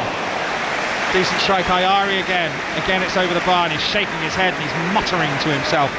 Ayari, as he walks back towards the halfway line, the Swede has scored this season, but he's been off the mark with his last 2 efforts at goal. That one was at least closer. Yeah, found a lovely pocket of space there on the edge of the 18-yard box. Gruder cutting inside and plays the ball square into him, touch out of his feet, and just lashes at the ball. Again, not able to keep the ball down, blazes that strike over the bar, but just gets himself into a nice pocket of space there, Ayari. I think taking the shot was the right thing to do. Yeah, for sure. And I loved his first touch in the set. He's just maybe reaching for it just a touch. Maybe just go in for a bit too much power there, yeah, he tried to, rather than a bit of finesse. And tried to burst the net, didn't he? Yeah. Riggs gone down under a challenge, the 18-year-old for Sunderland, and it's a free kick for Sunderland, 5 yards inside their own half. Centre field. I think Sunderland have done well. They've lost twice as many players to AFCON than any other team, yet they still look like a team. They lost a lot of players, and still look like they can create, still look dangerous. And here's Granit Xhaka on the right hand side now. Riggs got Mukiele on the overlap, tries to go round the defender, and that's a foul by Mukiele, and Brighton have a free kick. Here their own corner flag on the left hand side, and it's 0-0. Yeah, it just looked like they weren't sure what to do with that deep free kick. Sunderland, just looking at Granit Xhaka there, really disappointed with Mukiele kind of giving that foul away, but couldn't really decide, Xhaka, whether he wanted to hoof that kind of ball into the box, and he ends up kind of playing it back to his keeper. Then he gets it back, it's a bit tight down this side, he forces the ball then to Mukiele, who hasn't really got anywhere to go. He turns the ball over and ends up giving a foul away, so maybe just a little bit of frustration with himself there, Xhaka, but the free kick and maybe not making the right decision. Cardiff have equalised at Lincoln, it's 1-1. Perry and G's got the goal, and forward come Sunderland down the left hand side, corner of the penalty area on the left, and Adingra's gone down in a heap, and the referee says play on. Oh no, he doesn't, it says free kick. Brighton take it really quickly. Now they'll run away down the right hand side. Minter's ahead of Eltman and gets it. Minter running towards the corner of the penalty area. He stood on the ball, I think, there, and giving it away, and Sunderland have got possession back, and after a promising looking position, Brighton's attack comes to nothing. And I've got Minter in my fantasy team as well, and he's barely had the ball. You might want to re-evaluate that one, John. Yeah. Forward come Brighton. Down the left. This is a good move. Low cross. Partially cleared away by Sunderland, and the ball nodded behind for a Sunderland goal kick. Good move though. Yeah, great delivery, equally as good defending. De Kuyp on his left hand side whips the ball into a really dangerous area in between defender and goalkeeper, and Aldereta, very easy to get that wrong and put that in your own net, in the right position at the right time, and really concentrate with the clearance. The camera zooms in on Kaoru Mitoma. Surely it is crying out for some quality. Lefay in midfield picks it up from the goalkeeper for Sunderland and plays the ball towards the halfway line to Brobby, but it's intercepted. Brighton looked better just in this last few moments. Minter on the right hand side, corner of the penalty area, puts in a cross, shouts a handball. No, says Darren England straight away. Brighton have possession centre field, inside the Sunderland half. They've got possession on the left hand side now, and across into the penalty area and headed up in the air and behind for a goal kick for Sunderland. Well, I'm sure it'll get checked, but I don't think that was a penalty yet. The referee's just kind of waving it away. Manik Xhaka, it's Minter driving into the box, and he's so close to him, Xhaka, he almost like he tries to play it onto his hand. Does hit the hand, which is within the silhouette, is that what it's called? Yeah. His arms were by his side. Yeah. Does hit the hand, but I mean, he can't react quick enough, Xhaka. No chance. Brentford have taken the lead at Wolves. They lead by 1-0. Goal scorer TBD, whoever he is. Keane Lewis Potter has scored for Brentford. Brighton in possession on the halfway line. We are 59 minutes deep into this 0-0. Brighton with possession on the left-hand side. They've got good possession. In comes a cross low. It's blocked. A shot from distance. Flashes wide from Bruder, left-footed. And it's a goal kick for Sunderland. Yeah, much better from Brighton. Just feel that they're looking to raise the tempo. Certainly seeing a bit more from those forward players now. Mins a little ball around the corner into route. A good body strength to hold the defender off. And they work it out to this left-hand side, and the ball just sits up nicely for Gruder, who's running onto it, edge of the 18-yard box, and he hits it on the volley. Again, maybe slightly disappointed not to hit the target there with the technical ability that he has, but much better from Brighton, better link-up play between those forward players, and it looks like we're getting our wish, John. We're going to see Kaoru Mitoma. He's stripped off, wearing 22, with his hands on his hips, just getting some instructions. Meanwhile, Brighton with a break, but Sunderland will tidy up, clear away down the line. Ball's out of play, will be a throw-in for Brighton, and they look a bit better in the last 5 minutes. They've just woken up a bit, and Mitoma, I'm sure, will help. But they've got a throw-in level with the penalty spot of Sunderland. 0-0. 5 Sports Extra from the BBC. Still Bournemouth 0, Burnley 0 as well in the Premier League, and Manchester City still leading West Ham by 2-0. Bristol City now 2-0 up against Middlesbrough. Throw-ins taken short. Chance to cross maybe from the right-hand side for Brighton. Brighton with a high ball hanging towards Minter, headed up in the air. Got possession with Minter on the right, 3 waiting in the middle for a cross from Minter, twisting one way then the other. Good run this from Minter, headed away by Sunderland. Brighton pick up possession though in the Sunderland half. They're dictating things at the moment. Ball out to the right to Minter again. First touch just gets away from him, and Sunderland will get possession back in their own penalty area with Xhaka. He'll play it back to his goalkeeper, and he's under a little bit of pressure here. And aims a long ball, but it's going to go out of play, I think. No, it's kept in by Rigg, does well.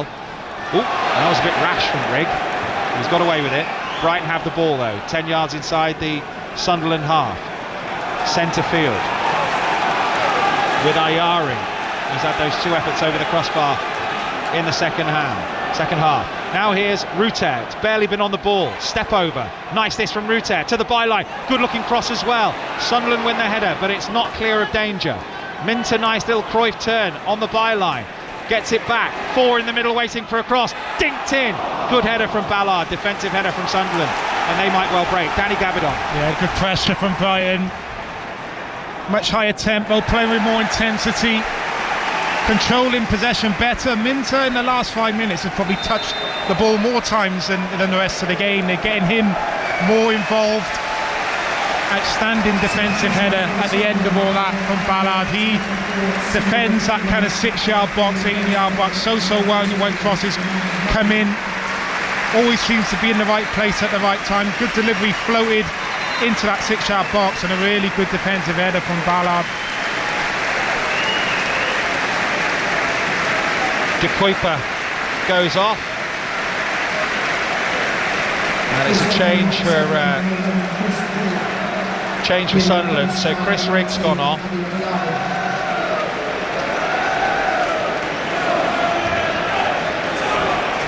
And Diarra is on.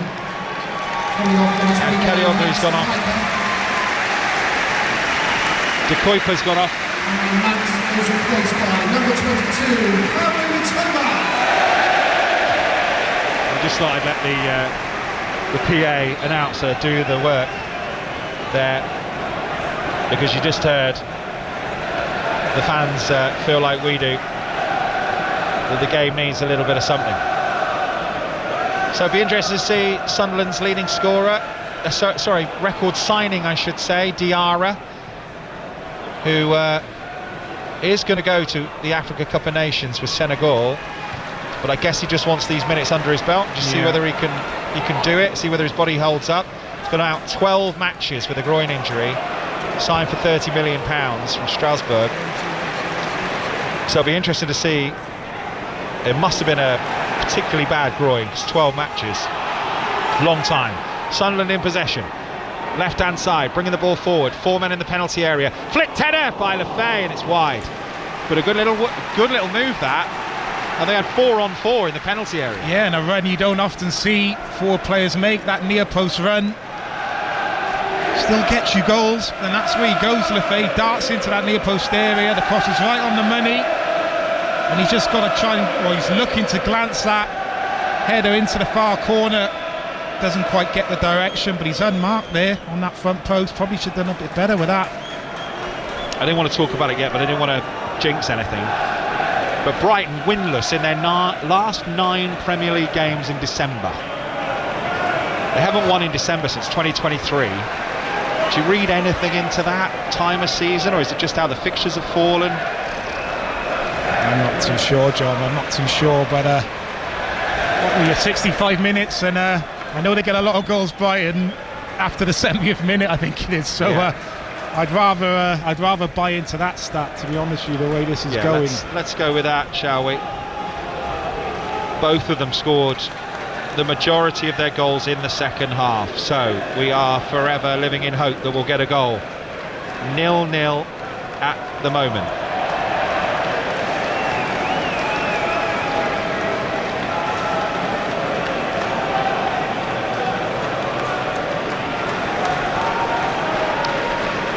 Sunderland in possession, deep in their own half at the moment. Bristol City 2-0 up against Middlesbrough. Ipswich 2-0 up against Sheffield Wednesday. Here's Lefay for Sunderland on the right.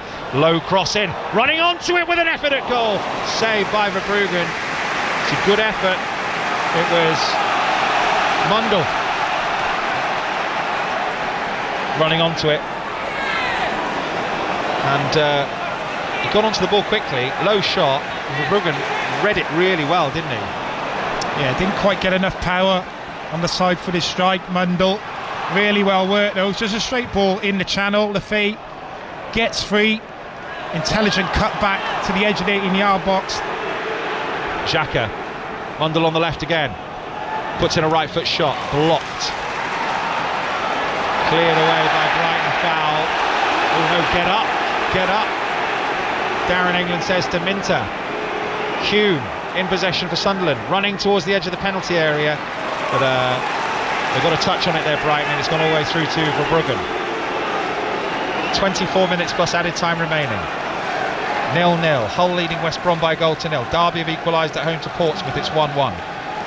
QPR 4, Leicester 0. All those goals in the first half. Sheffield United 3-0 up against the 10 men of Birmingham. Watford 0-0 with Stoke. Exeter leading Barnsley by 2-0. Orient leading Bradford 2-1. Lincoln 2-1 up now against Cardiff, who had equalised. Shake of the head from Danny Gavidan. Stockport 2-1 up at Mansfield. Huddersfield 3-0 up at Rotherham. And Wickham 2-1 up at home to Bolton. And Brighton in possession on the halfway line. League 2, Salford 3-0 up at Barnet. Colchester 3, Newport 1. Fleetwood 1-1 with Gillingham. MK Dons 3-0 up at Harrogate. Oldham 3-1 up with 10 men at home to Tranmere. Chesterfield 1-0 up at Shrewsbury. Brighton in possession with Matoma for the first time down the left-hand side. Looking for a low cross. Comes off the defender, who goes to ground. Matoma puts in a cross, flicks on at the near post. Who comes up with the second ball here? It's going to be Brighton, but it's over by the right-hand corner flag. Have to step on the ball to keep it in. But it is kept in. And they're in possession in the centre of midfield with Hinshelwood. They've got a chance to cross here. 3 players waiting in the middle. Matoma. First touch. It wasn't Matoma, actually. His first touch just let him down there. Just in the centre of midfield. Yeah, Kadioglu. Yeah. Space opened up for him. I think Sunderland very deep there inside the 18-yard box, thinking that ball was going to come into the box. Really intelligent pass to the edge of the 18-yard box where he's free. Kadioglu, if he gets his first touch correct, he's getting the strike away, but the touch is loose. That allows Xhaka then to step in, clears the ball, and he just leaves one on in there, gives the foul away. Not a bad response though from Sunderland. Just looked like Brighton were starting to warm to the task and starting to get a bit of pressure on. A couple of half chances, but good response from Sunderland with a couple of half chances themselves. The Fay header and the Mundell strike from the edge of the 18-yard box. Swindon 1-0 up against Crawley in League 2, and Chesterfield 1-0 up at Shrewsbury. Still 0-0 here. Bournemouth have taken the lead against Burnley. 1-0. Semenyo has scored, and Plymouth are 4-1 up at Doncaster. Brighton in possession, deep in their own half. Manchester City is 3-0 up against West Ham. It's not going well for Danny Gavidan's former club so far. Haaland has got his second in that game. 2 goals and an assist for Erling Haaland in that game. Lots of people have triple captained him in Fantasy Premier League this week, and here's Matoma on the left-hand side. He's got to go up against 2 if he wants to get to the byline. Kaoru Matoma, really good feet, twisting and turning into the penalty area. Challenge goes down. I think 1 touch too many there, and it's going to be a free kick, and we're going to see James Milner, I think, here for Brighton. He's going to come on. And so's Kostulas. I don't know why he didn't get the ball in there, Mitoma. He had 3 in the middle. He's created the space on 2 or 3 occasions to cross the ball, and for some reason he just kept twisting and turning. Didn't want to put the cross in the end. Gets tackled and then gives the foul away. Also coming off number 11, Vancouver Minter.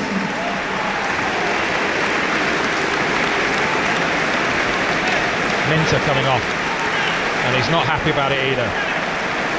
He's doing funny things with his shirt. He's just pulled it and he's chuntering to himself as he comes off. That's about my fantasy team next week, I think. I don't think he can really have any complaints for that. He should be shaking his head and frustrated in his own performance, really, because it's been a big spag, really. What is it for him? 1 goal this season, I think he's got for Brighton, 4 assists, I think he's got, but consistency is always a problem, I think, with Minty. When you watch him, you can have some great days where he's unplayable, and then he can be very frustrating, which is what he has been for most of this afternoon. Isidore's come on as well for Sunderland for Brobby. So they are the changes. We've got the only 0-0 in the Premier League so far. Sheffield Wednesday have got one back against Ipswich, and Watford have taken the lead against Stoke City. It's 1-0. Isidore is the other player I hope that will come on. I think he is Sunderland's top goal scorer with 4, I think it is. So we are desperate to see a goal.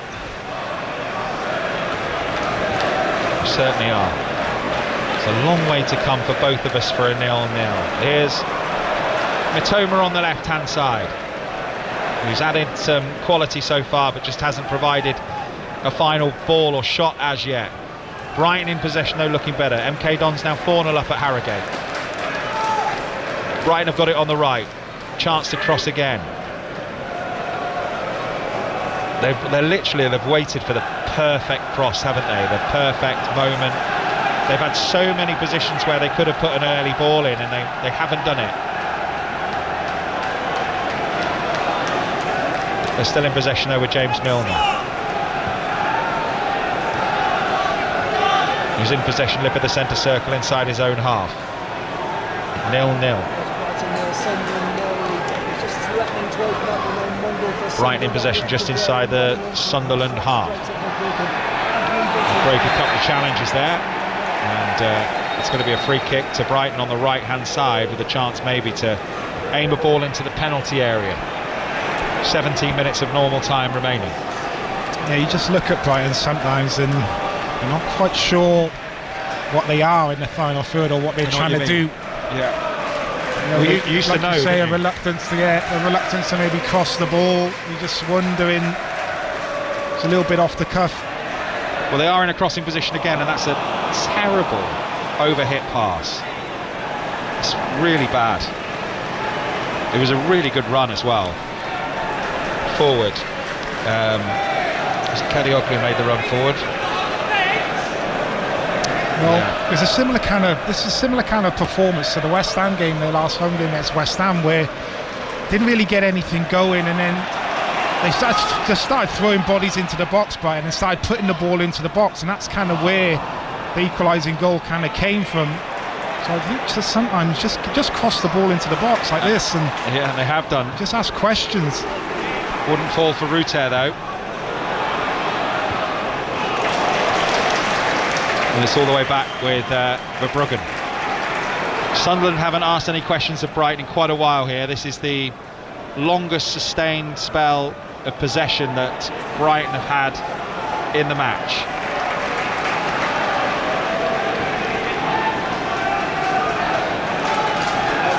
Bournemouth 1, Burnley 0. 0-0 here. Manchester City 3-0 up against West Ham. Brentford leading at Wolves by a 1-0. Charlton have taken the lead at home to Oxford United. Brighton in possession inside the Sunderland half. Milner. It's a short ball into the feet. They look lacking in ideas in this sort of spot. Lack the ideas to unlock. Here's Mitoma though, left hand side, corner of the penalty area, tries to go around the outside. This time does put in an early low cross. Comes off the legs of a Sunderland defender. Looking for their 6th clean sheet in 17 matches, Sunderland. 15 minutes plus added time remaining. Brighton in possession again. Sunderland just sat really deep. Mitoma, left hand side, thinks about a cross, goes back. Milner, oh, it's a lovely ball. Mitoma, chance, shot, blocked, cleared away. Shouts for handball, not given. And the chase is on at the back here, but Brighton pick up possession. They're just inside their own half, 0-0. Yeah, he just went to sleep there, Diarra. Mitoma gets in behind him, cuts the ball back.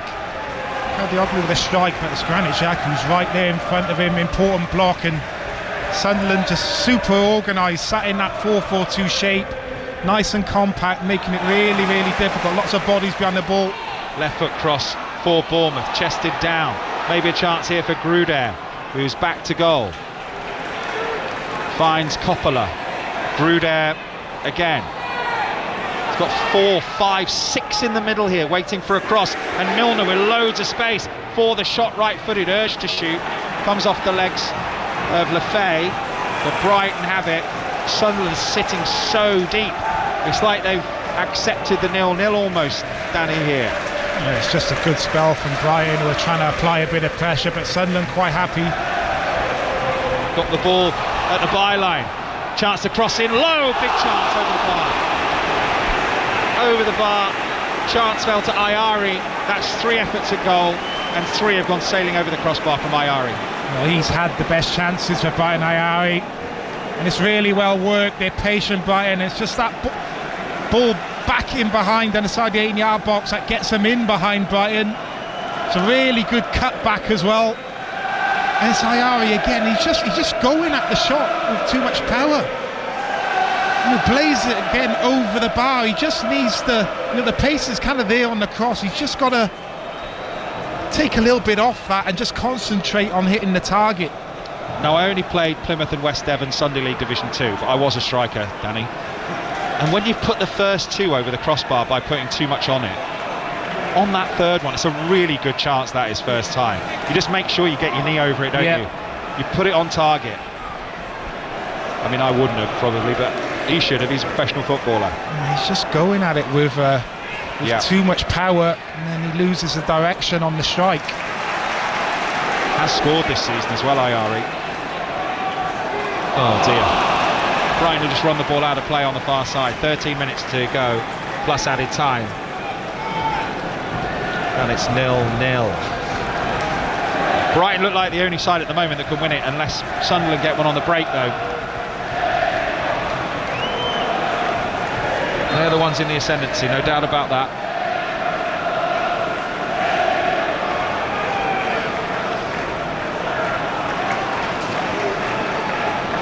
Brighton are in possession with their goalkeeper. And for Bruggen, Sunderland have managed to come out a little bit and will apply a loose press, let's call it. But they're still really deep, and Verbruggen's been allowed to walk here 25 yards through the middle of the pitch. That's how much Sunderland are sitting off Brighton at the moment. They are in possession with Ballard, who runs over the top of the ball there, and I think the referee will want to give him a yellow card for that. He's just got away from him, and he's just gone over the top of the ball potentially here, Ballard. And Kostulas is the one who's been caught. Feeling the effects of it. First touch just gets away from Ballard, then he just steps with that left foot. And we'll have to see again. It's quite. Gets a little bit of the ball, but then it's quite nasty, isn't it? Catches Kostulas then as his foot's hitting the floor, top of the boot. Yeah, Kostulas has done him a favour. He's got up Kostulas and walked away, and you can hear some of the fans behind us who've seen the replay on our monitors who felt that was a red card, but they will have had a look at it. Gone with the on-field decision of yellow card. He did catch him on the ankle. Yeah, did look painful. I'm sure he meant that, Ballard. No, you think he was trying to win the ball? Yeah, just the kind of the follow through after touching the ball, just top of the boot. Free kick then for Brighton. 11 minutes plus added time remaining on 5 Sports Extra from the BBC. Live on BBC Sounds. In it comes, left-footed, headed away by Sunderland. On the far side it's with Ayari, who can't get possession. He's had a bit of a stinker, Ayari. And it's a throw-in for Sunderland on the far side. Leicester have got one back. QPR 4, Leicester 1. And Brentford have doubled their lead at Wolves, who are in real trouble. Keane Lewis Potter's got 2 there. Janelt and Damsgaard with the assist as Brighton come forward down the right hand side. Low cross blocked. Corner for Brighton in front of the North Stand. I think it's Kostulas, good bit of play on that right hand side. He was someone that came on in the game against West Ham and had a really positive effect on the game and had a couple of decent moments. He was the one that cut the ball back from the bar line there for that Ayari chance, and good run down this right hand side again, forcing a corner for his team.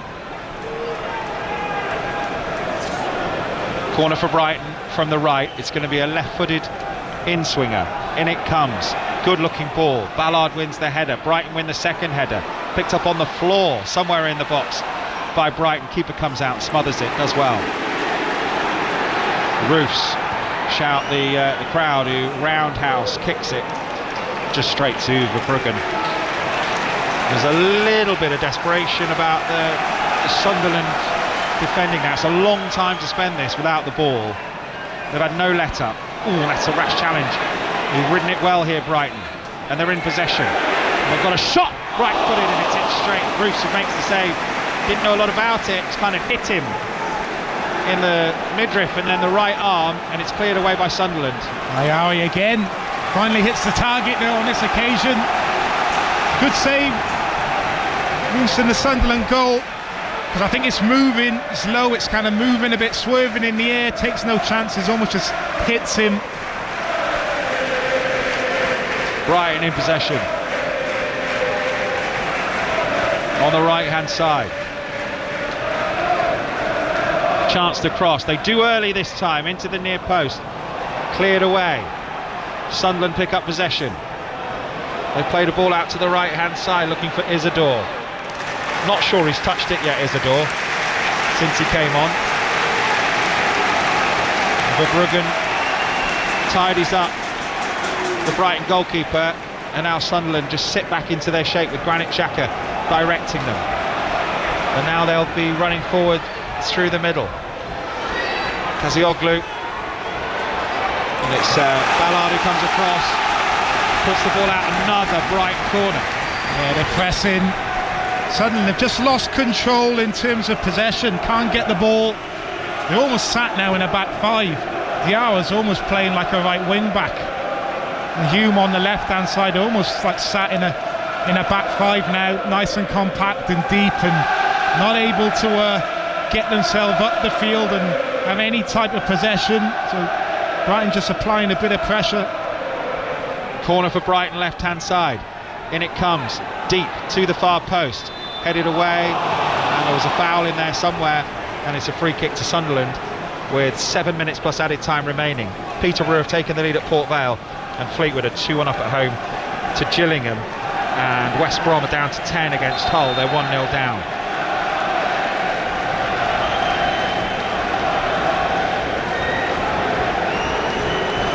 Nil-nil here.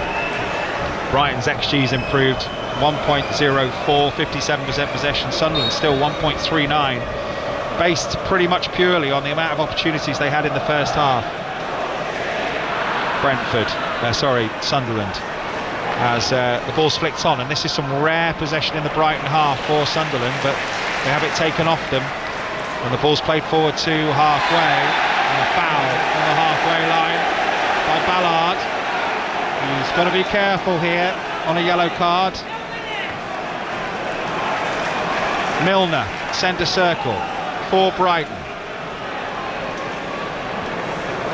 Plymouth are 5-1 up now at Doncaster. Lawrence Holley has scored a hat-trick. Forward come Brighton through the middle. Kadioglu, cross into the penalty area, headed back to his own goalkeeper. Good defending again. They've done well with those balls into the box, haven't they?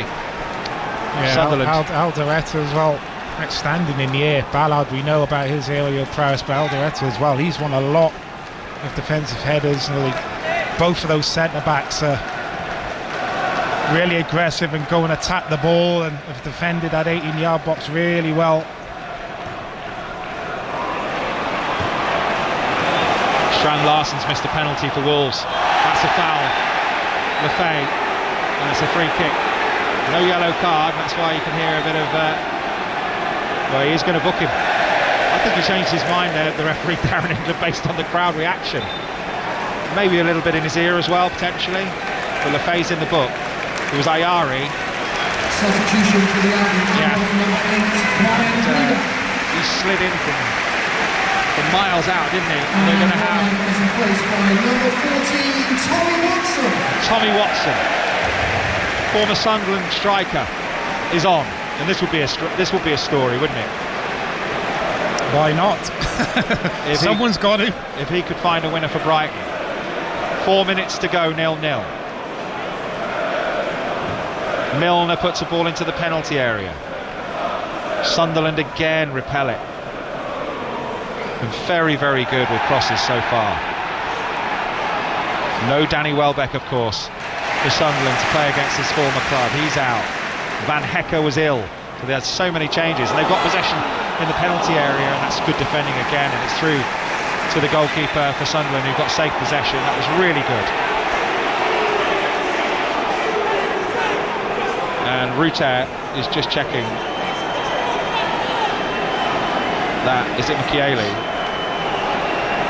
Is okay. I think he just caught him with his studs on his knee.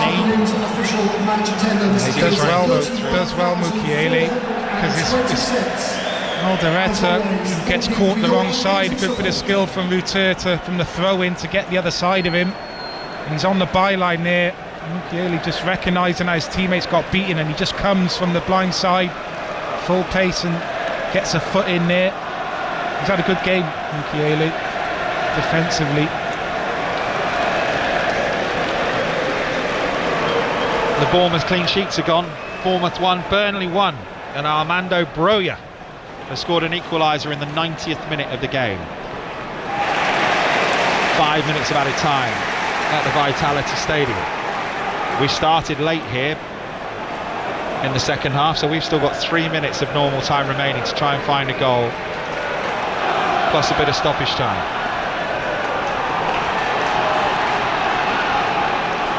Manchester City still 3-0 up against West Ham at the Etihad, and Brighton in possession deep in their own half, under a bit of pressure from Sunderland. Ball played long.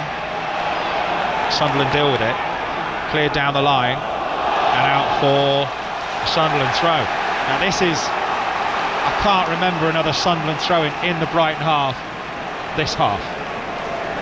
Yeah, I can only really that Aldereta header forced a save from very early for Bruggen. That's probably been their best chance second half. Haven't created too much apart from that, but neither of Brighton really. Ayari, a couple of decent chances which he should have done better with. It's been that type of game, lacking quality in the final third from both, and defence is on top. You have to say Sunderland have defended really well, been really organised. Mukiele with a long throw. Ballard's there to try and flick it on.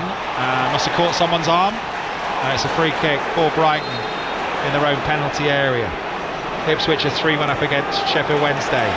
Barnet have got one back against Salford. It's 3-1 to Salford. Fleetwood 2-1 up against Gillingham.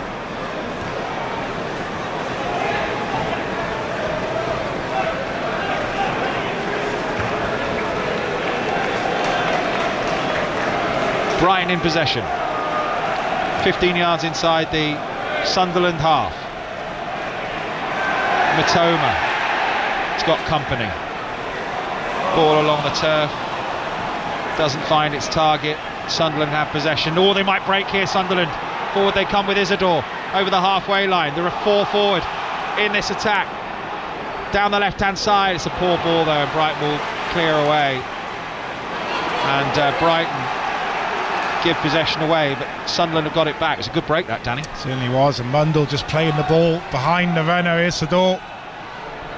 Brighton doing a good job of getting bodies back there though as well, very quick to kind of get bodies back and make that pass inside a little bit more difficult, but Mundell should have done better with it. Sunderland in possession on the right hand side. 4 minutes of added time. Xhaka just going to try and keep the ball here for a minute, I think. Reggie Lebris down there waving his arms around, and so is his opposite number, Glasner.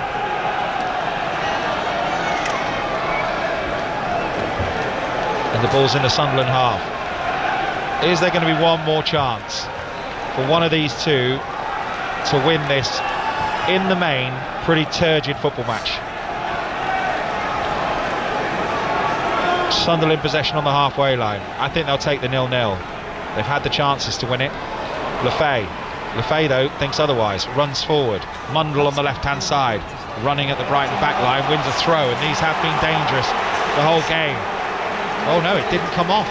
It must have come off a Sunderland player last. It's a Brighton throw. And there's a strong challenge going in, and I think it's a throw for Brighton by their own corner flag, right hand side. Milner clears, not a great clearance though. Sunderland have got possession, 30 yards from the Brighton goal. Lefay tries to work his way through, hammered up in the air by Brighton. You've got 3 of the 4 minutes remaining. Good strength in midfield, but Brighton have come up with it. Matoma's on the way down the left hand side. He's got to get round Ballard, he shrugs him aside, Referee says no, free kick. And Sunderland have got possession back. Danny Gabidon. He's been outstanding, Ballard. That is an area you don't want to be as a centre-back up against Matoma in a wide area, but matches him for strength and pace. Veltman on the right-hand side, didn't have the pace to get there. And across comes Hume. And it's out for a throw into Brighton. Midway inside the Sunderland half. We've got the ball on the right now with Milner. Into feet. Ruta strikes one straight in the body of the goalkeeper. It was a good effort, good strike, straight at the keeper from 25 yards. Seen a lot of strikes from distance from Brighton. A lot of those chances, kind of shots from kind of edge of the 18-yard box or just inside from pullbacks. Haven't really seen this Brighton team open Sunderland up and create anything kind of clear-cut. Caught that strike well, Ruta, but can they manufacture something now? Last couple of minutes, either team doesn't look that way. Manchester City have beaten West Ham 3-0. Brentford have won at Wolves 2-0. They're both finished. But Brighton, they've got the ball with Ruter. Edge of the penalty area. There's a bit of space. Shot goes in, it's tame. It's really tame. From Ayari again. Dear me. He's had 5 looks. The ball just keeps dropping to him. All the chances have come to him, and they've all been similar. He's got into good positions. He has. They've all been similar, but there again, just it's a poor finish. No power. He goes for the side foot. This time, there's no power or direction on the strike. Not being his day, shooting-wise.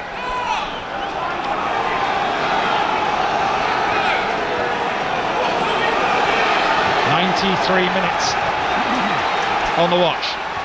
We're inside the final minute of stoppage time. He shrugs aside Matoma, Michele there, but does really well to keep it in. Matoma, and there's a shoulder charge. Sunderland have got possession. Can they fashion one more chance? It's with Xhaka, Isidore, Xhaka again. Will switch the play to the right-hand side. Lefebvre must be suffering. Put in a lot of work, Sunderland here off the ball, certainly in the second half. There's the full-time whistle.